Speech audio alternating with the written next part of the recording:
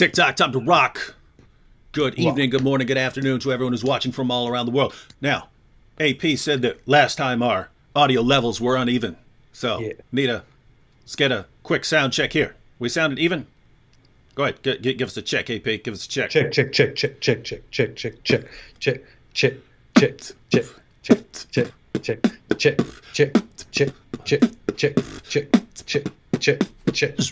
Okay.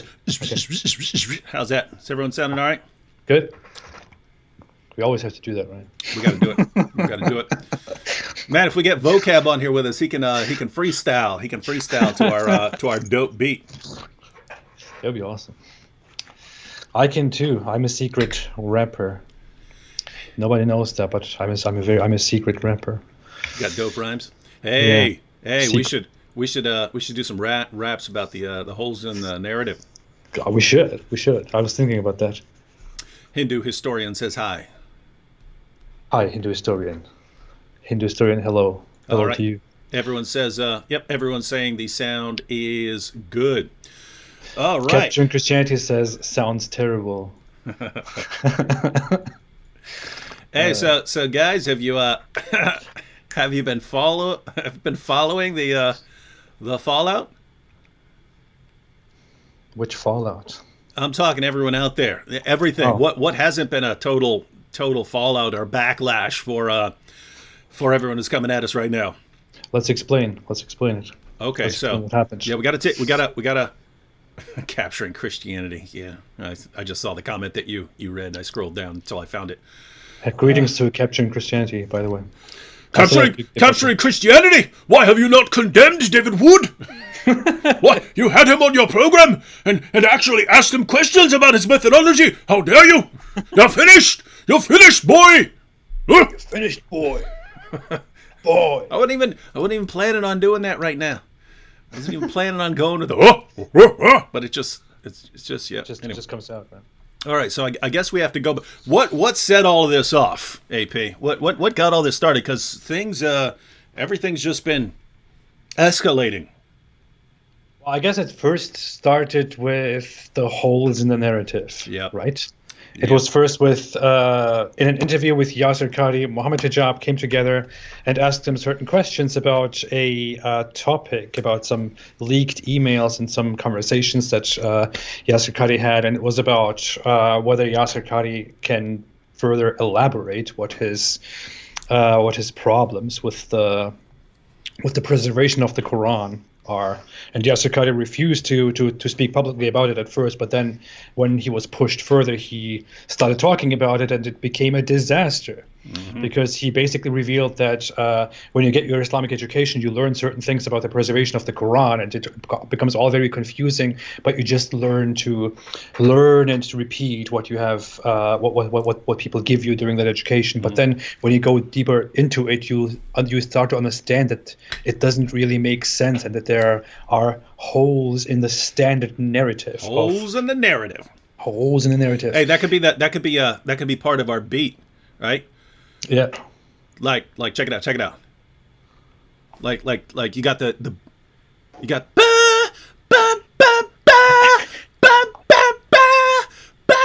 holes in the narrative, right? Someone will cut this up. Oh, hey, hang on. Look. Hey, Hijab. Hey, Hijab, here's your Christmas gift. Capturing Christianity says, I condemn David Wood. There you go. You can stop whining that you can stop whining, Hijab, that not enough Christians are condemning me. Capturing Christianity condemned David Wood. Wow. It'll be on Hijab's Twitter feed tomorrow. Oh, finally the Christians are condemning him. Now I've got him. You have to explain why you are condemning David Wood, though. Oh, well. All right. Go ahead and continue. So we had the holes in the narrative. Now, so we had the holes in the narrative. Yasser Qadi admits Guys, I know this standard narrative that we've all been passing around, it doesn't really work. There are holes in the narrative, and actually it cannot stand up to scrutiny. When we try to present this narrative to Western academics, they destroy us, and we know they're right. Direct quote from him. We know they're right because they're quoting our sources to us. And so his entire thing was, it's basically as Muslims, he's saying, as Muslims, we don't push hard enough, and we just accept easy answers that make us feel good about our religion, and other people aren't like that, and they just say it's not true, and then we know they're right. And so that was in that interview. Hijab caught a quick backlash, and he chopped the end off. He chopped 30 minutes of the interview off to cover that up. Yasser Qadhi kept it up for a while. Then he deleted the entire interview. Well, first he took down comments. First he deleted comments because Muslims were in there saying, you're destroying my confidence in the Quran with this stuff. Then he took down the entire interview, and that should have been the end of it, but that wasn't. So how did that connect to anything else that's been going on? Well, after he took that down, of course, people started speaking about it even more and putting it out there, and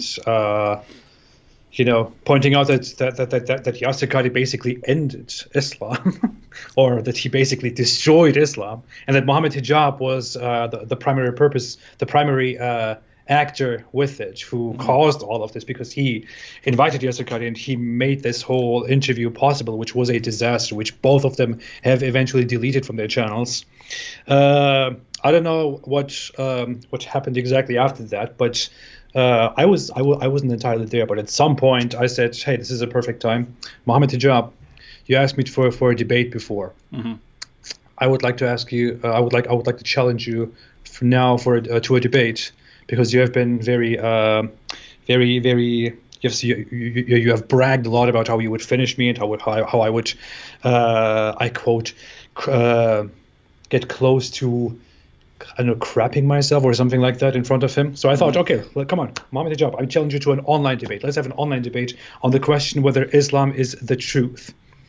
And then Mohammed Hijab was like, first he ignored it, and then I said, look, he's ignoring it because he's a coward, because that's what he does, right? He challenges people to debates, and when they reject or ignore, he calls them cowards. So I said, look, Mohammed Hijab is a coward. He obviously doesn't want to debate the topic of Islam itself with me. He always goes after other people or goes after other people's beliefs. Eventually, he came and said that he wouldn't debate me because he's too good for me. And then he said he would only debate me if he's allowed to personally insult me. And I said, okay, fine, granted. I would normally never do this, but granted, here, you can do it. You are allowed to personally insult me during the debate. Fine. I compromised. Let's do it. Let's do the online debate. Good compromise. He started finding different excuses, like, okay, I need to be able to film it. I need to do it here and there. Eventually, his own fans pressed him to do it. And eventually he said, okay, fine, I accept this. I accept the debate challenge. And as I announced it and said, wonderful, Mohammed Hijab and I are going to have a debate, he then suddenly said, I specified we are going to have an online debate. He then suddenly said that I was trying to squeeze in a different condition that wasn't specified before, which means that I am actually a coward because I don't want to debate him in person in London. Which means I'm a coward. And immediately he started telling me stuff like, I think you should commit suicide, and things like that. And the funny thing is, he even convinced his fans that he did indeed not know that this was an online debate. But afterwards, just a few days later, he publicly admitted that he knew it was an online debate, but that he basically tricked me and that I shouldn't have trusted him because he's my opponent, and that he would only debate me if he buys me a ticket and I fly to London and debate him in person.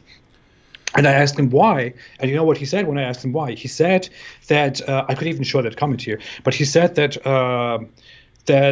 he needs to debate in front of an audience because showmanship, playing to his audience is a big part of his debate, and he doesn't want to disable himself for me. And And that's actually one of the main reasons why I didn't want to have an in-person debate with him, but rather an online debate, because I know that that's what he does. He doesn't trust the information that he presents. He trusts the interaction with his gullible people that he presents. And what's interesting is if you look at how Hijab wants to use an argument, Hijab has figured out, and you could kind of see this from like Ahmed Deedat and Zakir Naik, that they can be saying the stupidest things in the world, and the audience will just cheer itself into a frenzy where they're cheering for anything you say. So much so that Hijab could even agree with what I said and completely destroy this idea that Islam is pure monotheism, and they would still cheer as long as he sounded really confident, right? This is a man who stood there and said, Allah prays for Muhammad, not to Muhammad, and the crowd burst into cheers. Yay, our God praise. He could have said anything and they would have cheered. So he could have stood up there and goes, bibbidi bobbidi and a bobbidi bobbidi, that's the refutation, and they would have cheered like mad, right? Yeah, Allahu Akbar. Oh, it's so brilliant, right? So basically Hijab he understands how to take advantage of his audience. He understands the crowd that he's working with, and he doesn't want to live without that crowd. One, he doesn't want to live without that crowd, and two, he does not want to engage without some level of deception being involved. I have not seen this guy engage with anyone where deception was not involved in the debate process. So it is a major thing that he does. Deception is one of his major tactics, and I can show that. I still want to. I'm still preparing a huge video in which I will show the whole story from the beginning to the end, and including our debate and what happened there, and how he basically destroyed himself through that debate too. But in our back and forth messaging, he basically told me that I shouldn't have trusted him. That's what he said to me. He said, "I am your opponent, or I'm your adversary. You shouldn't have trusted me. You should have sent me a contract with all the details." That's what he basically told me. Anyway, so after that happened, he got very angry because I called him a coward before, and he started making tweets about how I should commit suicide. Then he deleted that. Then the following day, he claimed that was just to test my morals, because there's apparently nothing wrong according to my worldview with committing suicide. That same day, he got so outraged that he joined our live stream at night and gave us very strange sexual suggestions. That was the infamous golden showers debacle. He told us that we should give each other a golden shower, get on our knees, and be a gimp and all that stuff. People are still when I mention this stuff in videos, I still get, what is that? What is that? And then I get, oh, I just looked it up. Oh, nasty, right? Like he's this expert. He's this expert in bondage and fetish porn, and he's using all this stuff. Which, I mean, just think about it. If Hijab had been a good Muslim hanging out in the mosque and spending his time reading his Quran, where's his head getting filled with this stuff? This is some sick stuff. Anyway. I have to tell you something. I will just go into this briefly right now. I will go even further into this in my own work that I'm preparing about him. I'm taking my sweet time right now. And I'm only doing this because he resorted to personally attacking and harassing people directly, which is why I want to dig a little bit into his mind. But Mohammed Hijab projects a lot. He does this a lot. Like, he has a problem.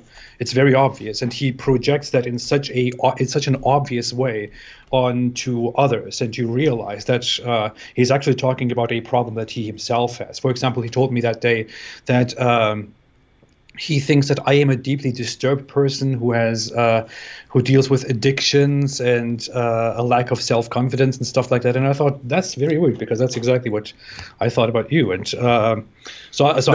you don't know how true that is.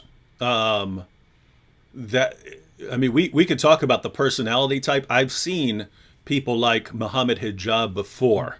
I've run into them in prison, and the most I can tell is they're psychologically. This is my interpretation. Psychologically, they're beta males, but they're big, strong dudes, and so people have been sort of treating them like they're the strong leader their entire lives. And so they have this kind of double life where me strong, me strong. Whereas if you push on them just a little bit, they immediately start breaking, right? Yeah. And if you think about hijab, right? Someone who's really tough and confident in his abilities doesn't need to go around trying to trick people into getting an advantage. You don't need to do that, right? A real confident man walk in there and say, all right, what do you guys got? What do you got, right? Hijab, oh, what can I do? Hey, can you get him to agree to this? Can you get him to agree to all these rules that I will then break because I don't have to follow them? Oh, hey, guys, can you trick him into coming on, making the Apostate Prophet think it's just a discussion, and then I come in here, ha-ha! Can we do that, right? A really confident individual does not need to do that, right? Someone who's deeply insecure needs to do that. Also along those lines is, notice, he'll be talking trash. Oh, I will destroy you all. Oh, I'll take everyone on. And as soon as you, okay, let's go. It's, will you condemn him? Oh, Patreon, will you come to my rescue? YouTube, will you come to my, will anyone help me? Right? Notice, as soon as you call him on his aggressive nature, he immediately starts looking for someone to help him and rescue him, right? Who is that? That's someone who psychologically wants to have a protector, a stronger person who's helping him, and he's supposed to be second. He's supposed to be carrying out orders. That's how he is psychologically. But he's been treated, because he's 6'6" and a giant, he's been treated like he's in charge. He's the strong one. He's the man. And so he has this kind of double life, and it results in this kind of outward aggression, but inward insecurity. And you immediately start noticing that as soon as you start poking him. So I don't know if there's a name for people like this. You might call them like big boy betas or something like that. The who have the beta male psychology, but who are big and strong, and so everyone thinks they're these really tough guys. And so the result is he walks around, I'll fight you, and as soon as someone says, okay, let's go, oh no, who's gonna rescue me from this guy? Will you help me? Will you help me? No one's helping me. I don't know what to do now. Wow. I think I have already shared what I think about him, what I think he has personality-wise, but I am pretty sure that he has that he's a narcissist in the realist sense, so that he's actually a narcissist, that he has a narcissistic personality disorder, which is something that is quite common actually in society, and that often doesn't need treatment, or that people often don't seek treatment for. But with him, it is so problematic. He has such deep insecurity issues, such deep inferiority issues, that it only takes very little effort to provoke him into doing extremely stupid things. And you just tell him something. With me, for example, it was this: he is trying to bully everybody, right? And he's trying to make everybody complain and trying to make everybody silent. But I just didn't react. I was just responding to him. Like, I was just quite calm at responding to him, to his mockery. I was mocking him back, bullying him back, basically. And the more I was doing that, the more he was getting angry, and he was eventually losing it and started saying incredibly dumb stuff to me that by the way is getting him into trouble right now. And the following day he said that he doesn't say those things because he's impulsive. He just says those things because he wants to test us. But just a few days later, he actually made a tweet in which he explained that that he's very wild-tempered and he can sometimes say impulsive things, and then he actually admitted that many of those things that he said to us were quite impulsive, and that he said them because he was provoked, because as a reaction, because he's so insecure, he feels so easily provoked by us asserting that he's actually a little idiot, that he immediately tries to go out there to prove the opposite, and does and says terrible things in the pursuit of proving that he's actually very strong. Yeah, and notice what you pointed out. When he's just blurting things out because he's a hothead, right? Because he has a temperament where he can't stand any sort of challenge to him, right? Because he's deeply, deeply insecure, right? On the in his mind, he can't stand any sort of challenge. He just breaks apart. He's very, very fragile. So when you start poking him, he breaks down, he starts flipping out, and he loses his temper. But then he has to justify that because people are going, "Whoa, you're talking about golden showers and committing suicide? What's wrong with you?" And then, but here's the reason I must do that. Here's the reason I had to do that. There's no reason. You did it because you're an insecure hothead who can't control, who has no self-control, right? But then if that's going to be used against him, hey, look at you, you're embarrassing us because you're a hothead, and now you're saying you got a reason for it, and blah, blah, blah, and okay, now I'm an embarrassment. Okay, guys, I was just wrong. And so, yeah, the dude definitely has some issues. And for me, the main interesting point is that he's popular, right? That's the issue. If because people say, why are you paying any attention to this guy? Why are you paying any attention to this guy at all? Because he's popular. If he were just some random dude on the street, we would not be paying attention to him. This is a guy who's trying to influence the next generation of Muslims, and this is a really, really, really weird dude, and he's revealing some interesting things about Islam. I've seen Muslim apologists who are more mature than he is, but who are not less extreme, I would say, but who are more mature than he is and who wouldn't do the stupid things that he does. Everyone's more mature than him, yeah. I've seen Muslim apologists or Muslim scholars come out and implicitly talk about him and his actions, or implicitly talk about the current Dawah toxicity that is going on. And quite influential people too. And these people say these things, but they don't have any impact because those young and dumb people still attach themselves to Mohammed Hijab and still roll with him no matter what he does. And even if he says completely ridiculous and even wrong things, even if he says things that clearly go against Islam, that clearly go against the jurisprudence of Islam, the consensus of Islamic history regarding legal rulings, even if he contradicts them and thereby violates the fundamentalists' code that they are all supposed to stick by, they still don't shut him out because they like it. They like how he's loud and how he how he just insults people and attacks people, because that is their value, because they cannot convince the world. I mean, they have been trying it forever and they cannot convince anybody.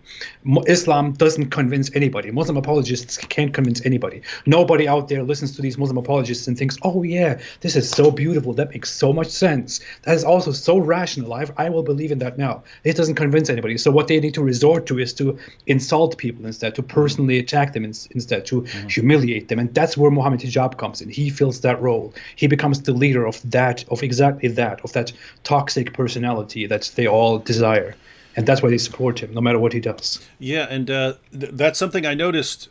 We've pointed this out multiple times. That's something I noticed a long time ago. You have the really nice, peaceful Muslims like Nabil and his family were, and so on, and but you have this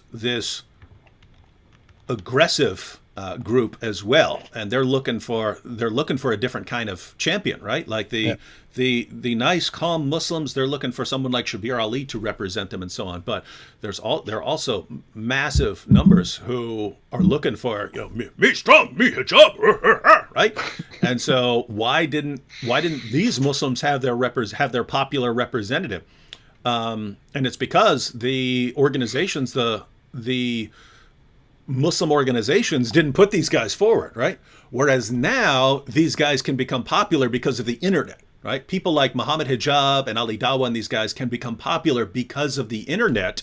And then if they become popular enough, well, the organizations want to work with these guys because of their popularity and stuff. And so you're seeing the rise of actual avatars of Islam. And so pretty cool stuff. And these are really, really awesome times to be in.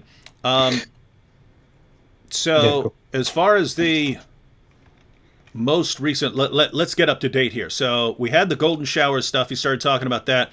Then he started flipping out on you and your wife, which is always interesting to me, because I mean, they call me the world's most infamous Islamophobe, and they clearly don't like me. And yet anytime they have a choice of going after me or you, they go after you. And so I think there is that added element of you being an ex-Muslim that enrages them even more, because they tended to go after you more. So Hijab posted a nasty picture.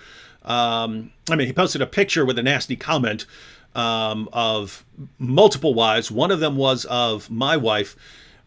He posted pictures of, who was it? Abdullah Samir, you. Abdullah Samir, Abdullah Gandal. He mentioned Harris Sultan, who's not married because, so he got away. But yeah, Abdullah Gandal, Abdullah Samir, me, and you, basically, with our wives. He also said something about Tommy Robinson for some reason, but he then didn't pursue further on it because that guy is not in the spotlight anymore. What actually happened is that he didn't attack my wife first. He actually first tried to attack me when his whole deal with me got even worse, and he failed to, and he appeared like a coward to the public. He attacked me, and then when others came out in my defense and pointed out how disgusting he is, including Abdullah Samir and Abdullah Gandal, he started going against them and going into their profiles and going against their wives. Since my wife, since I don't usually share very much photos or anything about my personal life, he first didn't get to me. When I saw that he's attacking them personally all the time, I jumped in and said, hey, you have been attacking these people's private lives for several days now. Are you okay? It seems like you have serious problems. And after I said that, he then started digging into my profile and my relationships, and then he found my wife, and then he started attacking her, directly making veiled rape threats and rape implications. In the middle of it, he also mentioned your wife, and that's how it went. It went very crazy. We talked about it. He exaggerated even more. Then he made an incitement to targeted harassment. And eventually, it almost looked like it was going to stop because he posted about how he has been very wild recently and not everything that he did was good. But he didn't actually apologize, and he actually justified what he did. But then what happened is that these two guys, Adam Saleh and Slim, who are these I don't want to say it, but who are these popular Muslim YouTubers, they invited me one day because wait. I actually made a video directed at Adam Saleh once and said, hey, you're associating with the wrong people. You know, the people that you're associating with, like Ali Dawah and Mohammed Hijab and Dawah man, believe in things that you probably don't approve of, like killing people over their beliefs. Adam Saleh, they made a response video and said, hey, we all believe in the same things, implying that he's actually okay with that. Then Ali Dawah made a response video and explicitly said that he supports capital punishment for me and apostates like me who are little weaklings and cause corruption in society. And he said, and you know what? We will be watching, and we're proud of that. So he said, we will be watching. You know, he's not talking about a hypothetical situation. He's talking about the Islamic State that he would like to see in the future, or that he should see in his lifetime. And I invited myself on Adam Saleh's podcast, but they rejected me first because they even said explicitly that they don't want me to influence their viewers and point out the bad in Islam and manipulate them into thinking my ways. And that was so pathetic. I made that public on Twitter. Afterwards, they suddenly one day contacted me, said, hey, do you want to come on our podcast within 1 hour? And I was like, okay, sure, yeah. So that was get ready. Slim, Adam. This is Mohammed Hijab. Huh? I have a plot. Allah's the best of plotters. Invite him on. But then, hey, I come out after 10 minutes. Ha ha! It's me, Mohammed Hijab. Me strong. Funny. So they invited me. I joined them. I was thinking, why did these people invite me right now? Do they feel embarrassed, or do they have a plan? I thought they probably have a plan. They would probably bring up somebody. It will probably be Ali Dawah, and I will say, I'm not going to talk to you. Goodbye. Have a good day, is what I thought. I didn't think Mohammed Hijab would actually join the conversation and try to trick me into a conversation, because I thought Mohammed Hijab is above that. And I thought the Mohammed Hijab who says, I will not have an online debate with you, would not do that, because how does that make him look? But then I go there, and suddenly 9 minutes later, into the conversation, Mohammed Hijab appears. And I said, I'm not going to talk to Mohammed Hijab. I'm not going to talk to him. He has insulted my wife. He has threatened my family. He has supported these things. He's insulting other people's wives. He's insulting other people's. He's harassing people. I'm not going to talk to him. He can have. I offered him a debate, and for 20 or 30 minutes, I kept saying, "Hey, if you want to have a debate with me, have a debate with me. I'm not going to talk to you." But eventually, I started talking to him. We talked about the death penalty. He went against Islamic rulings in that. Yeah, He just became very dirty. I didn't. I haven't watched the exchange. I clicked on it. I saw Adam and Slim. They were basically asking you why you ripped up the Quran, but they kept interrupting. Oh, that's and I'd seen other people comment saying, why can't they let him finish an answer without interrupting? And then I sort of scrolled through to see where Mohammed Hijab came in, and then I was like, this is, just looking at the comments. Wait a minute, so this is Hijab being Hijab. Always has to, have some level of deception in there. But yeah, so as far as comments that I saw after that, I saw people were from Muslims saying this guy doesn't know what he's talking about on the issue of apostasy. And I think it was from what's that guy's name? Daniel what is it? Is it Kikachu? Daniel Hakikachu, yeah. Hakikachu. Daniel Hakikachu. I think someone asked him, said, "Hey, is this a correct view?" And he just said no. And so, but yet he didn't openly talk about it. He would have normally talked about it if a different Muslim apologist or scholar said something that goes against Islamic rulings, but he didn't openly say anything about it except saying no when it was Mohammed Hijab that openly went against Islamic rulings. Because they don't want to have a disagreement with Mohammed Hijab, But so the Quran ripping was there. They were basically trying to take advantage of the fact that I ripped the Quran apart, and they were trying to, use that to make me initially look bad. To what's it called? To mud the puddle? Is that what it's called? Muddy the water. Yeah, muddy the water. You also have the poison the well. Yeah, poison the well. Whatever. They wanted to poison the well. Yeah. They just took advantage of that situation. I ripped apart the Quran. They started with that to make me look very terrible to Muslims, not let me speak about why I did that, ever, and then move on and bring Mohammed Hijab in, not let me speak about things. I didn't even want to speak about things. I didn't even want to debate, so I just threw some questions at him, laughed. I still reiterated that he should have a debate with me, and he refused to have a debate with me. And I asked him, if you don't want to have a debate with me because I'm so low, then why are you here talking to me and plotting against me for so long? So that's all that happened. Afterwards, he went crazy. He wants to report us to Patreon. Yeah. So that's, and by the way, that's actually funny, right? Like, you're finished. You're beneath me. Your careers have been destroyed by me, and yet they're all joining together. Patreon, can we get them banned? Like, why would little idiots, people whose careers are over and who are completely insignificant? I don't spend a lot of time focusing on them. I ignore them. I have to say, somebody's asking if my online debate invitation to Mohammed Hijab is still on the table. I have to say something.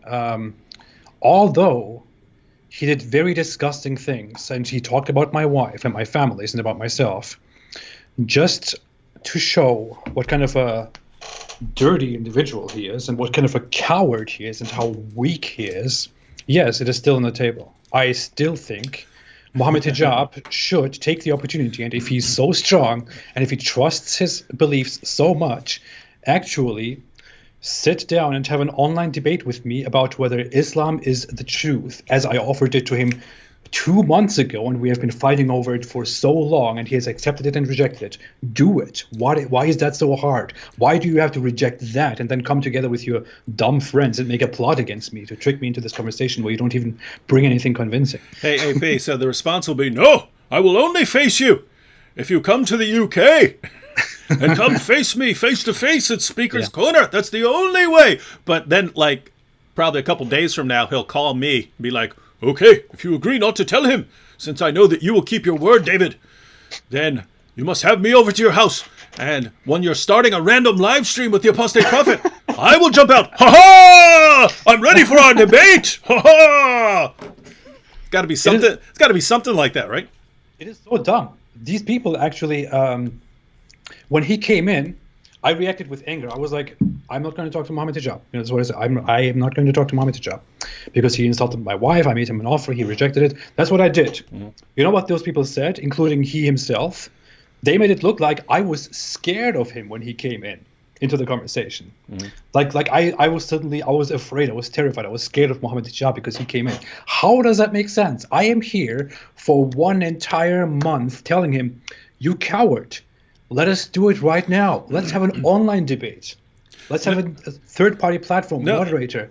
He was the same way in a live stream with Vocab after the debate I had with him. I pointed out that because, probably between a quarter and a third of the Muslim debaters I've faced, between a quarter and a third of the Muslim debaters I've faced, have used deception, have demanded that we agree upon rules that they then broke, and then had clearly had no intention of following because they don't believe they have to follow any sort of rules. And then so you don't want to agree to rules with these people, and yet they call you coward if you don't. Oh, it's because you're scared. Oh. So I basically said that the debate that I was in prior to that was in Philadelphia, I believe, or somewhere close to it. And it was with Robert Spencer and me versus two Muslims. Same thing. Here's the list of these things that you have to agree to. They broke them all and then gave themselves just additional time because the moderator was a Muslim. And so they just broke all the rules, gave themselves extra time. And Robert wanted to get up and walk out or interrupt it. And I said, no, look, man, just stay calm, wait till it's over. Then, we can say it in a video afterwards. And then later on, I was like, no, why do I always let these guys get away with this stuff? Instead, we should have walked out. When people say, why'd you walk out? It's because you broke the rules. So anyway, so that was my thinking going into the hijab debate. And so I mentioned in a live stream, I say once I realized he's breaking the rules, the moderator's not enforcing the rules, this was all a sham. It was all, hey, let's get David to agree to these rules because he will follow them no matter what we do, whereas we get to then violate them. I said, I wanted to walk off stage. I planned multiple times. I should just finish what I'm saying and then walk off. And then, maybe if they run up and say, okay, we're going to honor our agreement now, then maybe I walk back, something like that.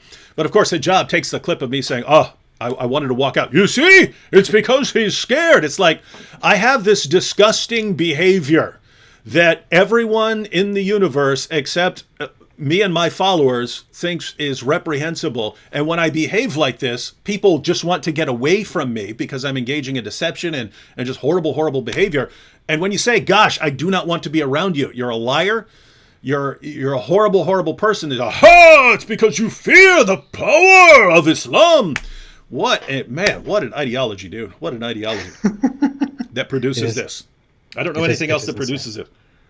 No, it's unique. It is unique. It is so dumb. Here's a quick comment here. Michael Coyne says, how is it that David is chilled and he is or was a psychopath? I don't mean to be negative. And Mohammed Hijab is less controlled. Michael Coyne. Different. I don't think you know what psychopaths are. Psychopaths are very, very calm. You could do horrible things to a psychopath. He won't lash back out. He will start plotting, right? You might be thinking of sociopaths. Sociopaths tend to be hotheads, and that's the classic phrase.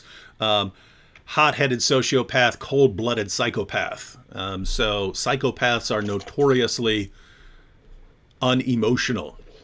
They can be greedy and they can be violent and things like that, but they do not react much if you try to provoke them. And if they do show a reaction, it's because they did a quick calculation on what is the best way to react, right? So in other words, if you ever see me flipping out, I can't believe you, that's because I thought to myself, this is the appropriate image to project to this person right now, right? Because there are situations where it's best to be as enraged as possible, right? If you were cornered by 5 guys and they were about to beat you to death, It's in your best interest to be just flip out and be as enraged and go into a berserker frenzy or something like that, right? So you can actually calculate that stuff. But Mohammed Hijab is an insecure, borderline narcissistic person with some serious issues. And that's why I told him, remember when we started talking about this, when he started talking about everyone's wives, we were on a live stream and I said, how many times did I tell him? Like 30? Dude, you do not want to go this route. You are not made for this. I said, you're not made for this. Your ideology is not made for this. You're easily provoked. This is not the route you want to go. And of course, we see once again, D. Wood, right. You know how these people are? That's what I noticed. Mohammed Hijab's fans, before I had a conversation with him, maybe you know the context, I'm going to talk about it, but when I asked Mohammed Hijab about the death penalty for apostasy, because his dumb friends denied it. They said, oh, Islam doesn't kill anything. Like Islam says if you kill one person, it's like you've killed all mankind. That typical talk. But when I asked Mohammed Hijab about the ruling for apostates, the death penalty for apostates, I asked him, can you please clarify what the punishment for apostasy is? He then went ahead and said that he actually believes that while he understands that capital punishment for apostasy is a classical opinion, and that his friends, including Dawah, for example, advocate for that and approve of that and reiterate that, he personally thinks that ex-Muslims apostates should be relocated to a non-Muslim country instead. But don't think well of Mohammed Hijab. He doesn't actually say that very genuinely, and because he's so concerned about the lives of people, he only says that because he thinks at the current stage Islamic states would face a lot of backlash and power, overwhelming power from other nations, from other states if they implemented such a law. He only thinks at the current stage Islamic states should relocate apostates. So anyway. But Mohammed Hijab's average fan normally thinks that I should be executed and that apostates should be executed, that people who leave Islam and speak against Islam should be executed, and they don't see any problem with that. Now, but look, this is how they work. This is how they are. Look, this is Mohammed Hijab. This hand, my left hand, is Mohammed Hijab. This is the average Mohammed Hijab fan. Now, this average Mohammed Hijab fan says, apostates should be executed, apostates should be executed, apostates should be executed. This is Mohammed Hijab. He's also saying, apostates should be executed, apostates should be executed, apostates should be executed, apostates should be executed. And now this is how the change goes. I think apostates should be relocated, apostates should be relocated, apostates should be relocated, apostates should be relocated. This is how it goes. This is how these people go. Yeah. Immediately, without any question. The average follower, without any question. This guy was just saying like 5 seconds ago, he was saying apostates should be executed, apostates should be relocated, apostates should be relocated, apostates should be relocated. That's how they are. That's how their mentality works. Yep. They switch immediately according to what their leader says, no matter if it's right or not. Mm-hmm. Now I just pulled up your video, why I am ripping apart the Quran. Oh yeah, 931,000 views. Only a week old. 931,000 views. Now this is what I find interesting. All of this was the result of Hijab. Hijab saying, all right, I'm going after everyone's wife now, right? I'm not just going after you, I'm going after your wife. Notice everyone, and this is going to keep coming up over and over again. People like Hijab and Ali Dawah and Adnan Rashid, these kinds of guys, Farid, they're looking for a way to control you, right? The standard way is just praise and blame. If you don't do what we want, we will call you a bigot and an Islamophobe, and that's good enough to control most people. But if you do what we want, we will praise you and say, you see, this person is a good person. Yes, we like this person, right? So they control a lot of people this way. Then if that doesn't work, then it becomes, more just showering people with abuse. And if that doesn't work, then okay, that's not working. Let me go after. Let me start sending threats. Right? We'll kill you. We'll slaughter your family. And it's what they're doing is, hey, what will work? What will allow us to control this person's behavior, to enforce the same kinds of things that we would enforce in Muslim countries through laws and penalties, but we can't in the West. So we have to use other means of pressure and control. So they'll, start heaping threats on you and stuff like that. And if that doesn't work, now you have hijab. Now, well, I'll go after all your families and this and that. And if that doesn't work, well, let me go get other people to condemn you. William Lane Craig, will you condemn him? Hey, Christians, will you condemn him? He starts going that route. That doesn't work. Let me get them canceled from Patreon. Everyone, flag their account. Right? Let's try 50 different ways. Let's try 50 different ways of controlling this person's behavior to figure out what will actually work. Well, that's the standard method, and they just simply do not understand that there are people who are not going to be controlled by any of those methods, and they can't figure out what to do. So they just start flipping out and embarrassing themselves, trying to control people who do not fall for those stupid methods that lots of other people, let's face it, do fall for. So with the ripping apart the Quran, this was right in the heat of Mohammed Hijab posting attacks on everyone's wives, trying to figure out how to control us, and me sitting there thinking, warning him repeatedly, dude, you don't want to do this. And what I'm saying is, you're not made for this. In other words, I know how to control your behavior. You don't know how to control mine. You can try 50,000 different ways. You're not going to control our behavior, but I know exactly how to control your behavior. So what did I do? Took a little bite out of Surat Al-Fatiha. Little bite out of Surat Al-Fatiha, chewed it up, spit it out. Everyone loses their minds. Hijab stopped posting about the wives because now his attention has been completely redirected, and he's been flipping out ever since. Well, what happened was everyone's flipping out about that, and they're freaking out. And you didn't do it. You didn't do it, AP. But you almost I think you fell out of your chair laughing when I did it, right? Yeah. And so people start flipping out on you, and this is around the same time that Ali Dawah had already posted his video saying, yeah, if we ever get our way, you're dead, dude. In our ideal world, you are dead. We are coming to kill you. That's what he was saying. Yeah. And so you were really, really annoyed, saying, I was mad at the hypocrisy. Yeah. It's wait, you guys flip out over a piece of paper, and this guy's saying he's going to kill me, and you don't care. You just don't care at all. And it's really not just Muslims. It's everyone in general. You would expect there to be massive outrage. Yeah. How dare this person? If a Christian started saying, yes, we're going to go kill people, it would be international news.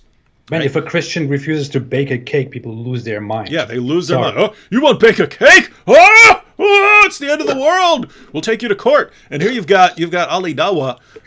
Yes, we're gonna kill you. We're gonna kill you for reals.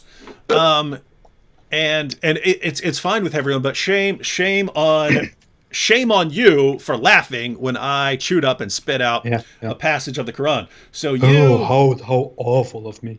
Yeah, so none of this was planned, but you start tearing up the Quran, and then I kind of joined in, and now your video has 931,000 views on YouTube, and lots of people are flipping out, and they don't understand. Actually, wow, it went up 1,000 in the past couple minutes, so now it's 932,500.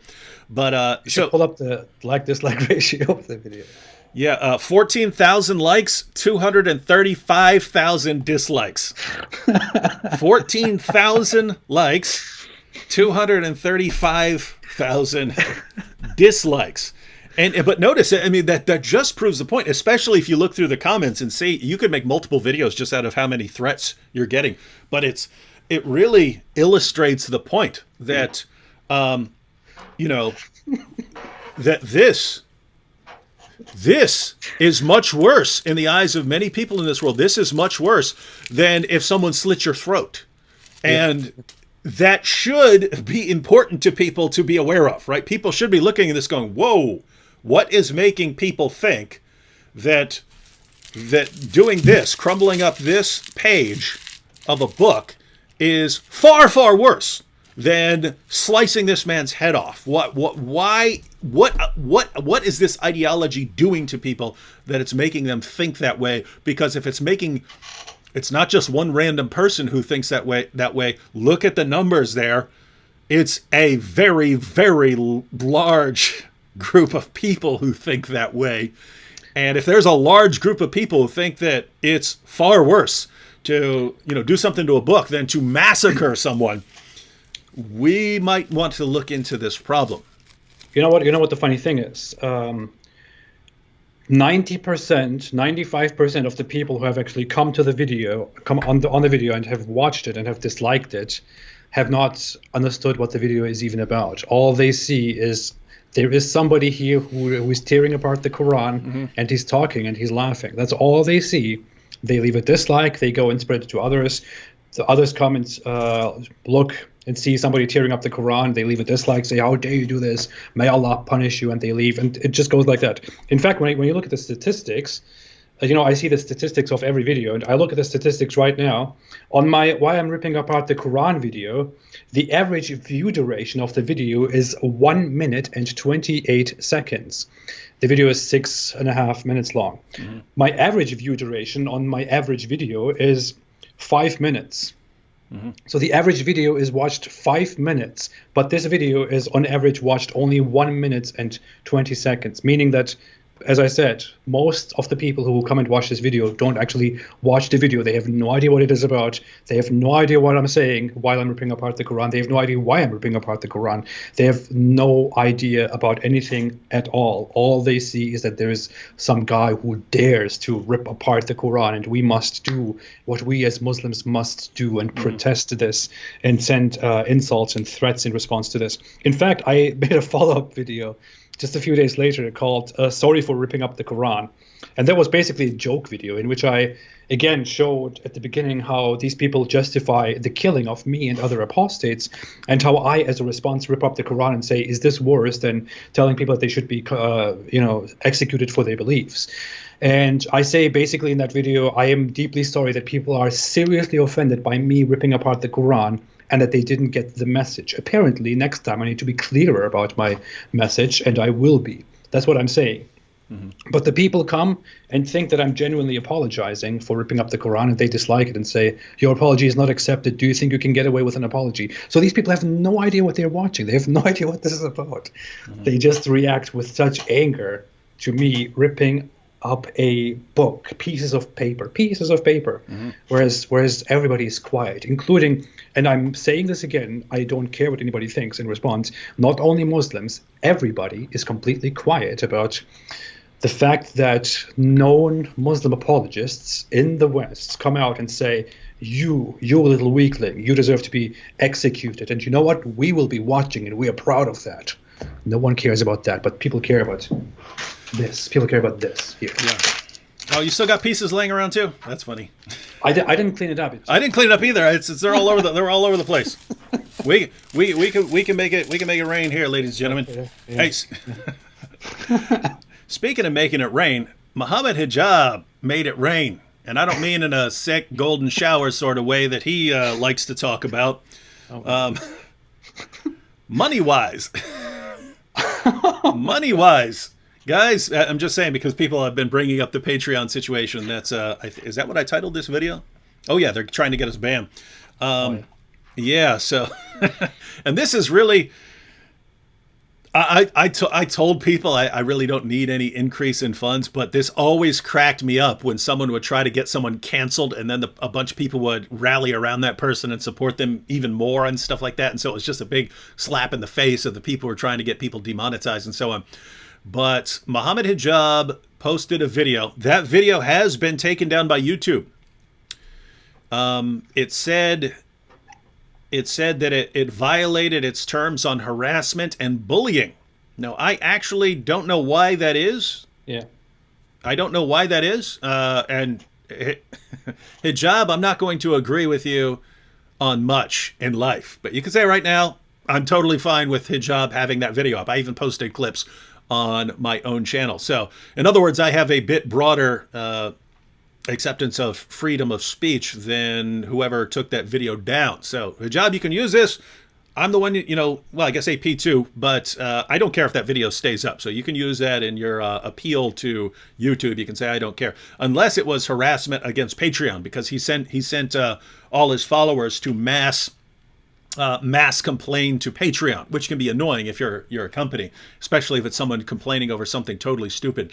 So anyway, guys, Mohammed Hijab posted a video saying, we're gonna all go to Patreon. We're gonna make Patreon accounts, and we're gonna go to their pages and complain that this is hate speech, and we're gonna show them the video where they're eating the Quran and where they're ripping up the Quran, and we're gonna get them banned. And so I posted a video last night pointing out that people did that. I mean, pointing out that that Hijab did that, and that people were going and complaining and filing all these false flags. And pretty hilarious situation. My number of patrons shot up pretty quick. What happened with you, AP? Yeah. After he published that video, I received some new people came and became Patreon supporters. But especially after you published that video, where you showed how he's demanding people to report us to get us banned from Patreon. Mm-hmm. I think over 100 new people came to became new Patreon supporters and started supporting me and said, "Hey, I am just here because of Mohammed Hijab and because of David Wood, and I will support you from now on. Thank you so much." And yeah, and I'm looking at mine right now, and I'm up. I believe you're up over 100 and some, and I'm up about 100 and looks like over 140. I mean, you're talking 2 years worth of work to get an additional 140 subscribers. And Hijab, man, he's just funding the counter jihad. He's funding all of us. I feel like he deserves a percentage of this. By the way, you know what I'm going to do? You know what I'm going to do? Because I don't really need the extra. And I mean, there's always stuff I can use it for, and to upgrade and to expand and things like that. But for this first month, I think I'm going to take all the extra money, and I'm going to go to all the channels that Hijab really doesn't like, and just load them up with super chats and put like, this donation brought to you courtesy of Mohammed Hijab, and just say, hey, this is all thanks to Hijab. Can you imagine that? I mean, can you imagine if you'd gone after him and tried to get him canceled and tried to get him demonetized, and then it's just, he ends up getting way more support? That's got to hurt. That's got to suck, because they really hate us. To be clear, Muslims of the world, I do not hate you. I don't hate even the really, really nasty ones. Right? Why? I used to be a very, very nasty, violent person. And so it's just not my business to say, this person is pure evil and, deserves nothing but contempt, right? There's hope for these people. As long as they're alive, there's hope for these people. But they really hate us. They really, really hate us. They would gladly, at least many of them, would gladly execute us if they only had an opportunity, right? So they really, really hate us. So it's all part of a desire to control behavior, right? So me and AP in a Muslim society would not be allowed to say these things. So these guys, Mohammed Hijab and Farid, and they do not believe that we should be allowed to say these things because it goes against Islam. It just doesn't enter their mind. You're not in an Islamic country. These guys are not bound by the commands and teachings of a 7th century, Arabian caravan robber. They don't have to obey him, right? But this is from Allah. They must obey it, right? But they can't enforce it through the law, so they try and enforce it in other ways. What's the goal? Stop us from criticizing Islam. You've got Muhammad, who orders us to be violently subjugated, orders us to be executed, allows for our wives to be taken as sex slaves, our kids to be enslaved, allows all this stuff. And then their message is, but shut up about it. Don't say a word. Just let us spread. Do not speak against this ideology that calls for your annihilation. Do not say a word about it. Our response, of course, is no, but they look for ways of controlling us. to get the same result as you'd have in Pakistan. Namely, people just aren't criticizing Islam. They're looking for the same result, but they have to use other means. Well, insults didn't work, abuse didn't work, threats didn't work, nothing is working. Oh, let me go after their Patreons. Oops. I just got them way more support. Use your mind a little bit. Or use your mind. Are you dumb, man? Seriously, use your mind a little bit. If I wanted to cause harm, if I wanted to cause damage to someone's cause so much, and I have to be very honest, I'm definitely not as obsessed with other people's work and with other people's path as Mohammed Hijab is with ours at the moment. If I wanted to do that, I wouldn't go there and point out something that person has and call my own audience to take that down, especially not something like Patreon. I wouldn't say, hey, here's his Patreon account. Here, I will show you his Patreon account. Please, everybody, go and take this down. Please report this. I wouldn't do that. I would think a little bit further. I would think a few steps further and would think, hey, if I do this, this will just end up in people on the other side becoming much more agitated by me and becoming much more defensive and supportive of my opponent and supporting him. So I shouldn't be doing that. That is probably a mistake. That's what I would think. And this guy is so dumb. He's really dumb. Deep in his anger, in his rage, that he cannot use his mind a few steps ahead and does something like this. George Lee just said, "Hi, David. Invite Bob the Builder." Yes, I already have. Me and Bob the Builder have been corresponding. We're just trying to figure out, because of the time zone difference, when is a good time to have a discussion.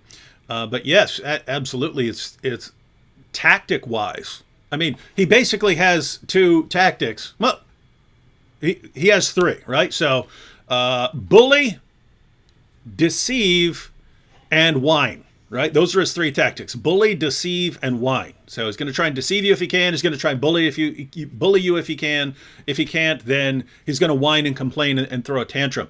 So his tactical toolbox is rather limited, especially when we know the dude cannot stand criticism. He can't. He can't take it. He flips out. His ego is too fragile. And so that's why, hey, Hijab, just don't get into this.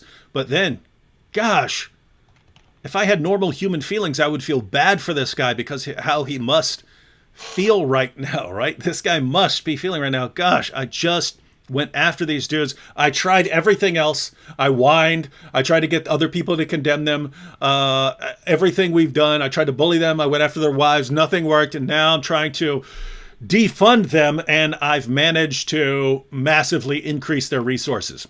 I've managed to massively increase their financial resources so that they can do more, so that they can put out more content, so that they can hire people, right? I really want to send a postcard to Mohammed Hijab. I want to say, hey, thank you very much for your support. This is my gift to you. Thank you for making our work much bigger. Seriously, I'm beginning to think that Mohammed Hijab is. I don't want to reveal this to the public. I don't want to expose him. It wouldn't be good. But I'm beginning to think that Mohammed Hijab has actually left Islam.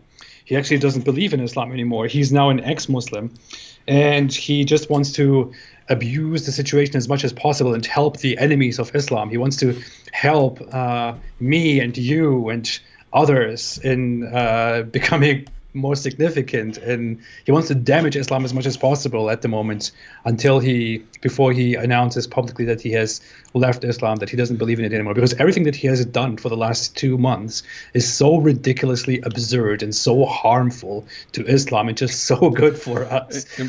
What's hilarious is how these guys are going along with it. I mean, I would think like you. One, I wouldn't try to get someone demonetized and so on. It goes back to what I was talking about earlier with like insecurity, right? If I want to go after someone, I'm coming right at them. I'm going right at them, right? If I want to go after you, I just boom, let's do this, right? Hijab, oh, how can I get them behind the scenes? Oh, how can I sneak up on them? How can I trick them, right?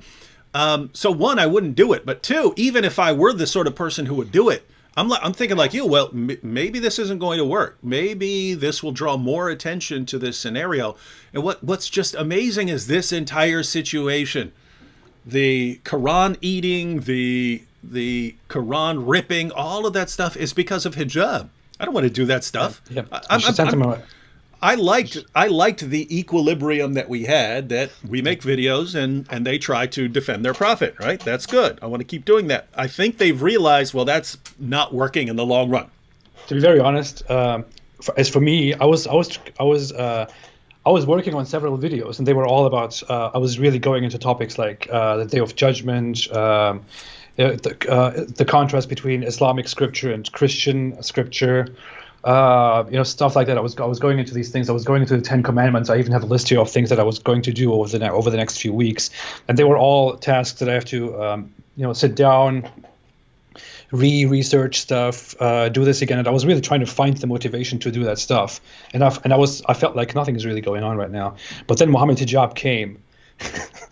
Mohammed Hijab came and started attacking me so brutally. Mm-hmm.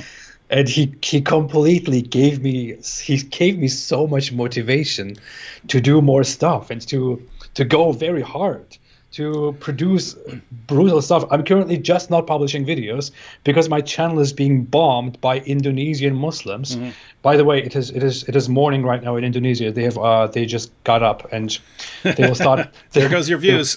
They will start bombing my Quran ripping video again, and my Quran ripping video will probably reach like 1.5 million or something today. I don't know, but or tomorrow, not today. But he brought this back to me. He gave me a good reason to have energy again and to have devotion and motivation again, and it's amazing. By the way, I want to say thank you to everybody who has. I'm mocking, I'm being sarcastic, but seriously, thank you so much to everybody who has been supportive, who has decided to support us on Patreon after what Mohammed Hijab did. Thanks for all the support among all the trash that I'm currently getting from Indonesia and from all over the world because of my Quran ripping video.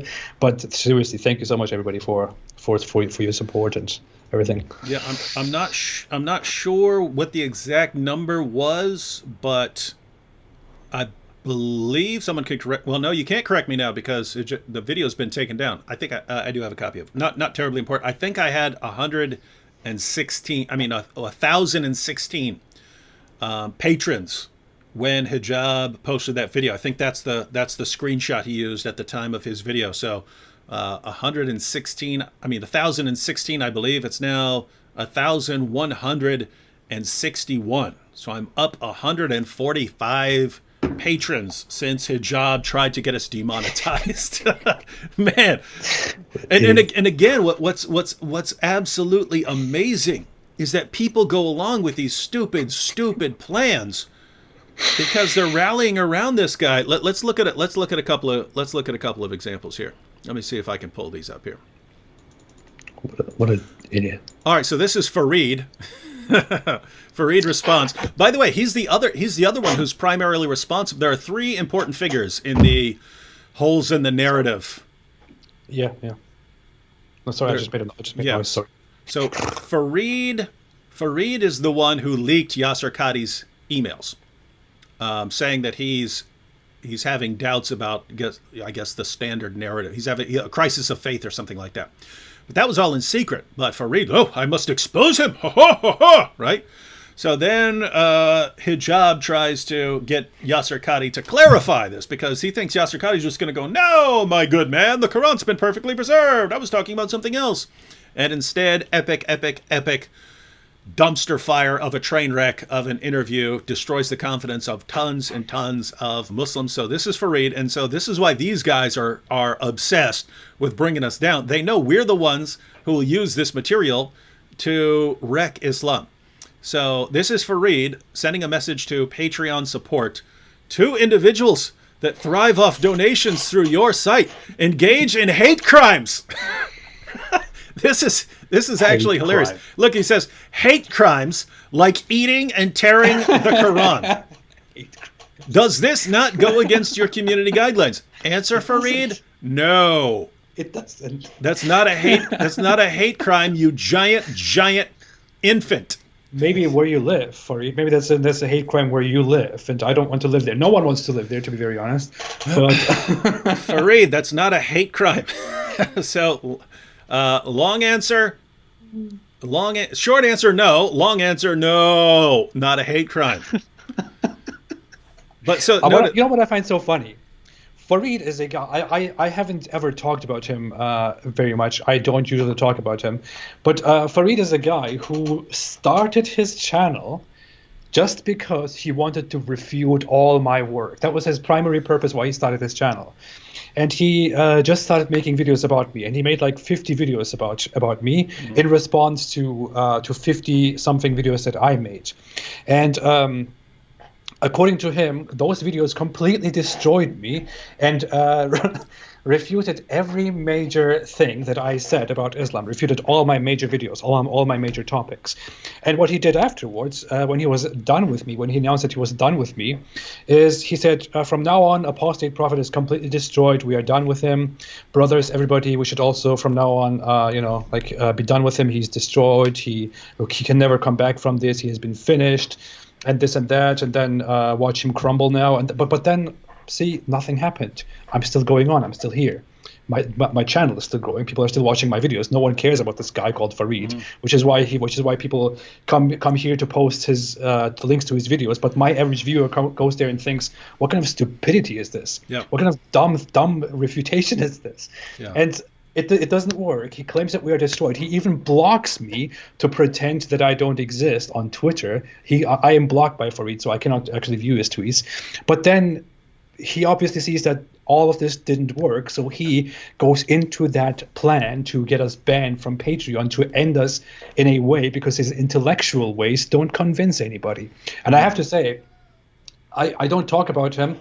The issue is that I have a problem with many of these Muslim apologists, and I would genuinely say, when we talk about Ali Dawah, for example, I don't even want to mention his name, but I did. When we talk about him, or Mohammed Hijab, or several others, I would say that many of these are terrible people. You know, AD is a horrible, horrible human being.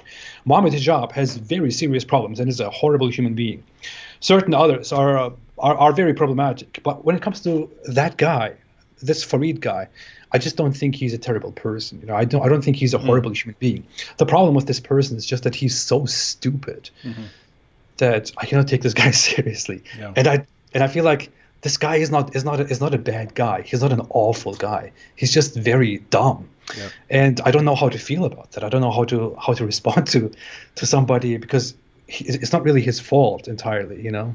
Yeah. And with people like Farid, because everyone's like, I get this all the time. So-and-so that you've never heard of made a video responding to you. Are you going to refute him? It's like, what? No, right?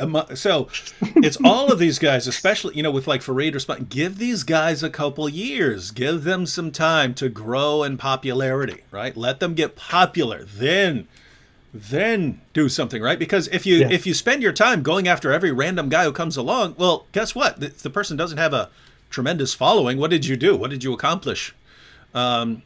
And so, yeah, let these guys. In fact, with Hijab and Ali Dawah, I was not gonna be responding to these guys for probably another 2 years. I wanted them to grow in popularity. When you see a Mohammed Hijab and an Ali Dawah, and you know their personality type, and you know that they can't stand criticism, and you know that you can control their behavior and cause a massive meltdown like that, those are the people you want to become popular, right? Yeah. And popular representatives, the popular face of your opposing ideology, so that once they become the most popular things there are, then you go after them, and then they, you know, do a lot of damage.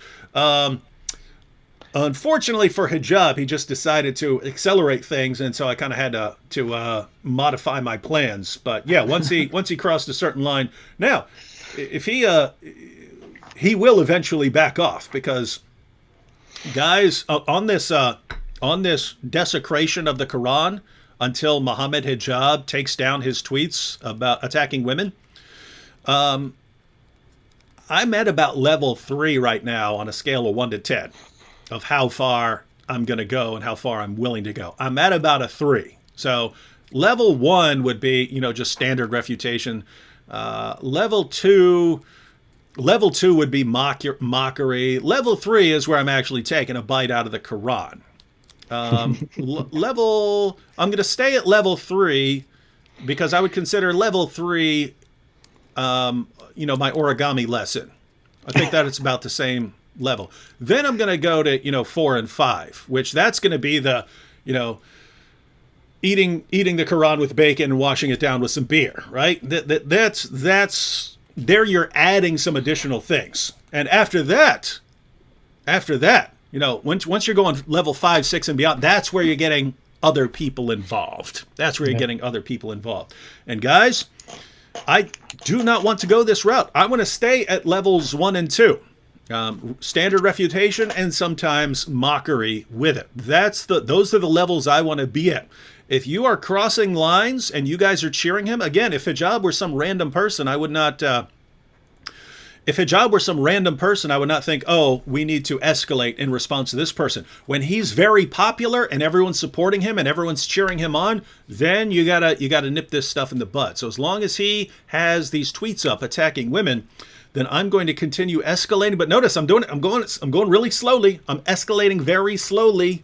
I could dial it up to 10 right now. I could, for the rest of my YouTube career, just keep Quran soaking in jars of urine behind me as I record these videos. I could do all of that, but I don't want to. So we're going to keep escalating slowly until we reach a threshold that Hijab just can't bear, and that's when he'll back down. And guess what? Then we're done. And guess what? I'm going to go back to leaving him alone because I want this guy to continue increasing in popularity until he's ripe.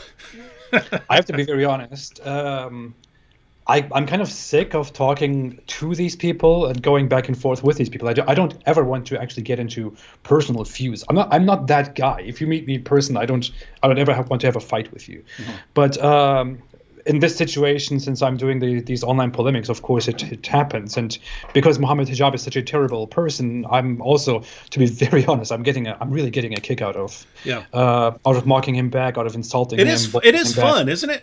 I'm really getting a kick out of it because I know that he's a terrible person. I see what he does to everybody, what he tries to do to me. So when I do it back to him and I see how it works, it really gives me joy. I get pleasure out of it. I have to. Mm-hmm. I'm very honest about this. I'm really getting pleasure out of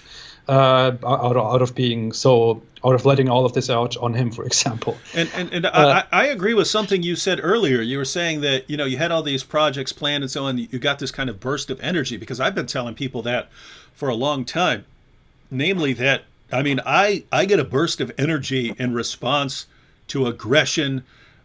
In response, especially if someone pulls a dirty stunt, and it's interesting. It's a burst of physical energy, right? I'll become instantly more focused, but I'll also get a burst of like creative energy. Like I'll come up with ideas that I never thought of before, and so it's this is what's hilarious. I mean, it's insanely hilarious. It's so easy to figure out these guys, personality-wise and how to figure out what to do to get them to behave in a certain way.